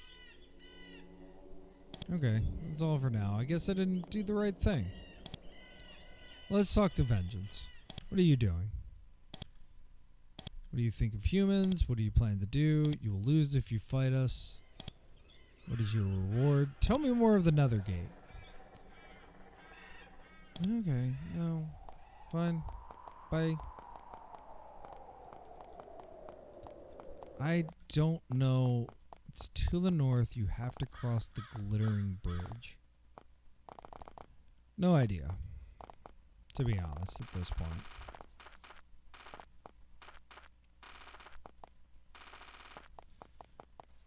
But I do know that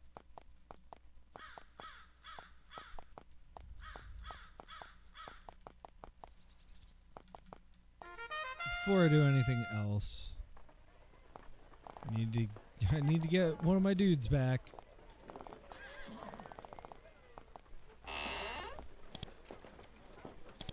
Can you heal me? Great, bye. All healed. Nice. Perfect. Bye. Not now.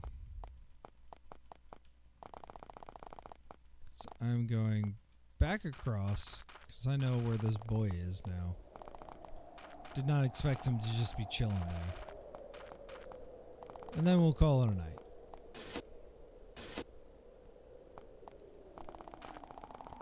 Go across the toll bridge.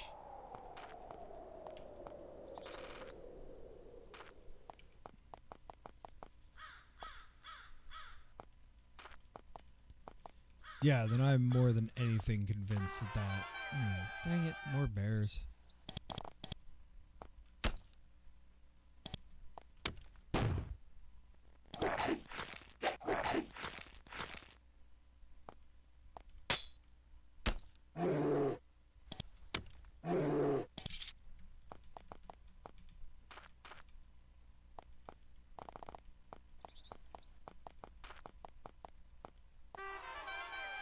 More bears.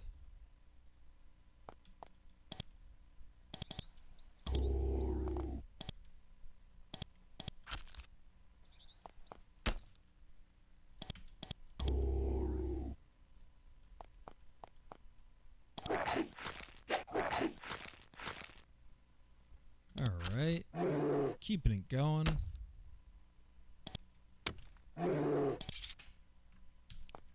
Just some mild bears. I think if we go way south from here.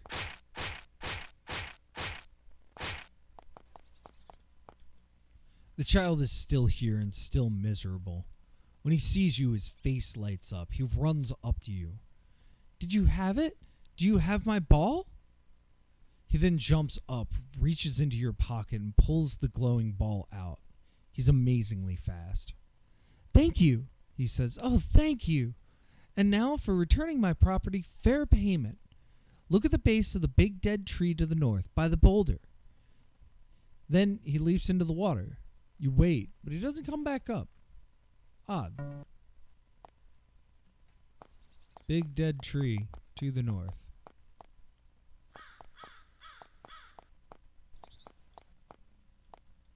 Big dead tree? No.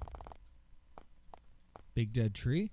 You find a huge dead tree whose exposed roots wrap around a large boulder. This must be the location the strange child told you about. You search in the many openings under the tree roots. You find plenty of spiders, some rat skulls, and several irritated sprites who fly away. In addition, you find a beautiful golden arm ring. Perhaps this is meant to be your reward.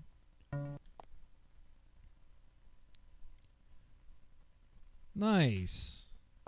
Funny man. Has ring of warmth. You know what? That's interesting.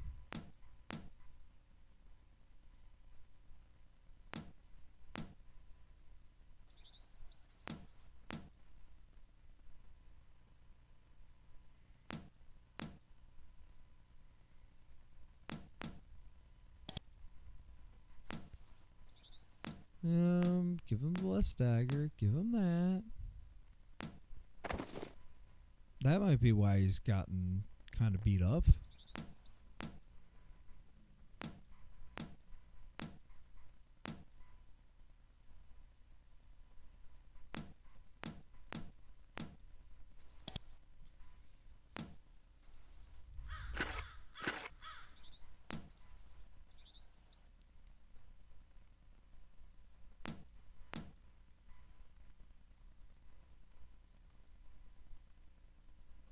Yeah, I'm just re-upping him on all of his things.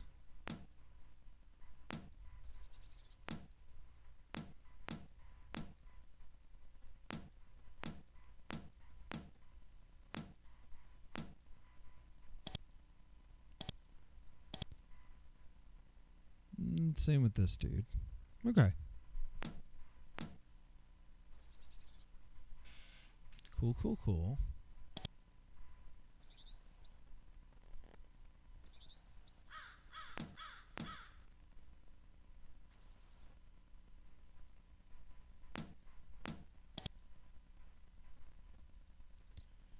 All right, little buddy.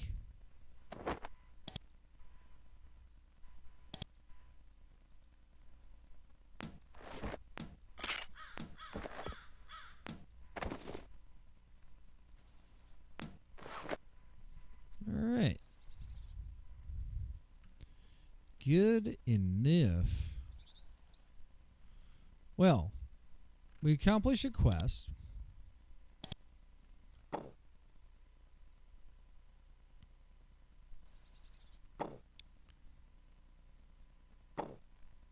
We got the lost skulls. We just need to figure out where she is.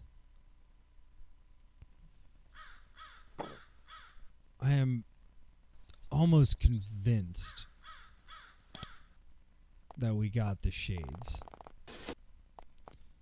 So that will be the last thing, because that's been kind of a long quest.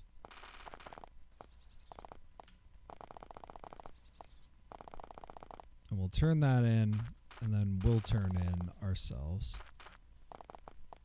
But we're also like right there.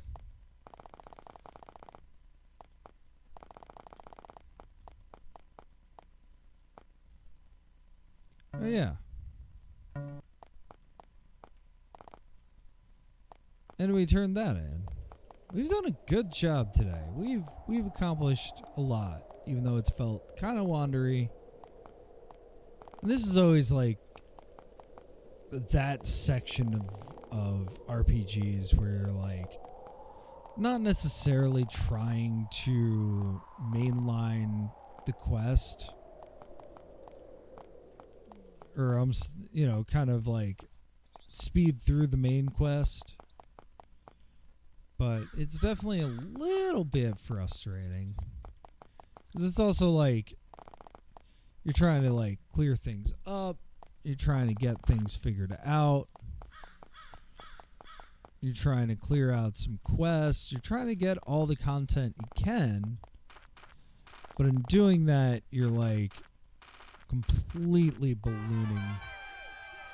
Some giant spiders. You're completely ballooning the whole like time it takes to beat anything and stuff like that.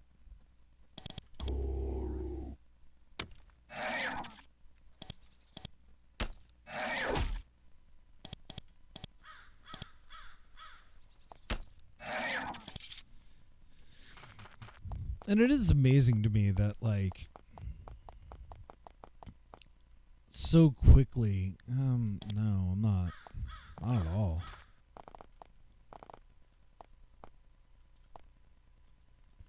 But so quickly, it's like what was a very serious issue if I got surrounded by like 2 bears. I guess surrounded in 2 isn't quite the most logical thing. Where is this guy? Does it say?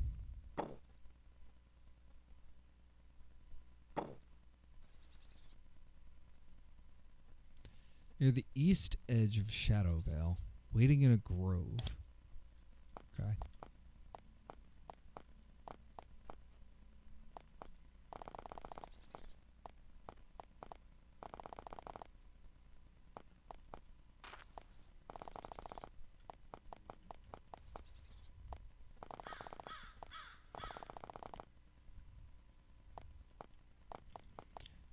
Where is this guy?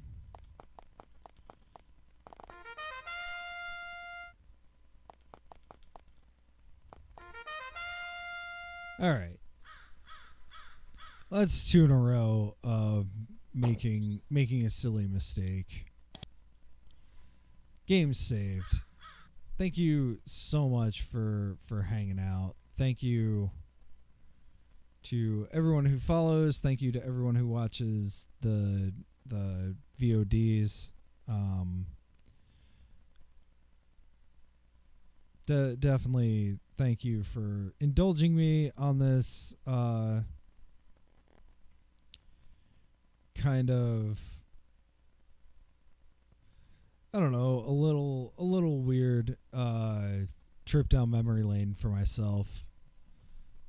We are definitely making progress. I will not pretend to know how many more anythings it is.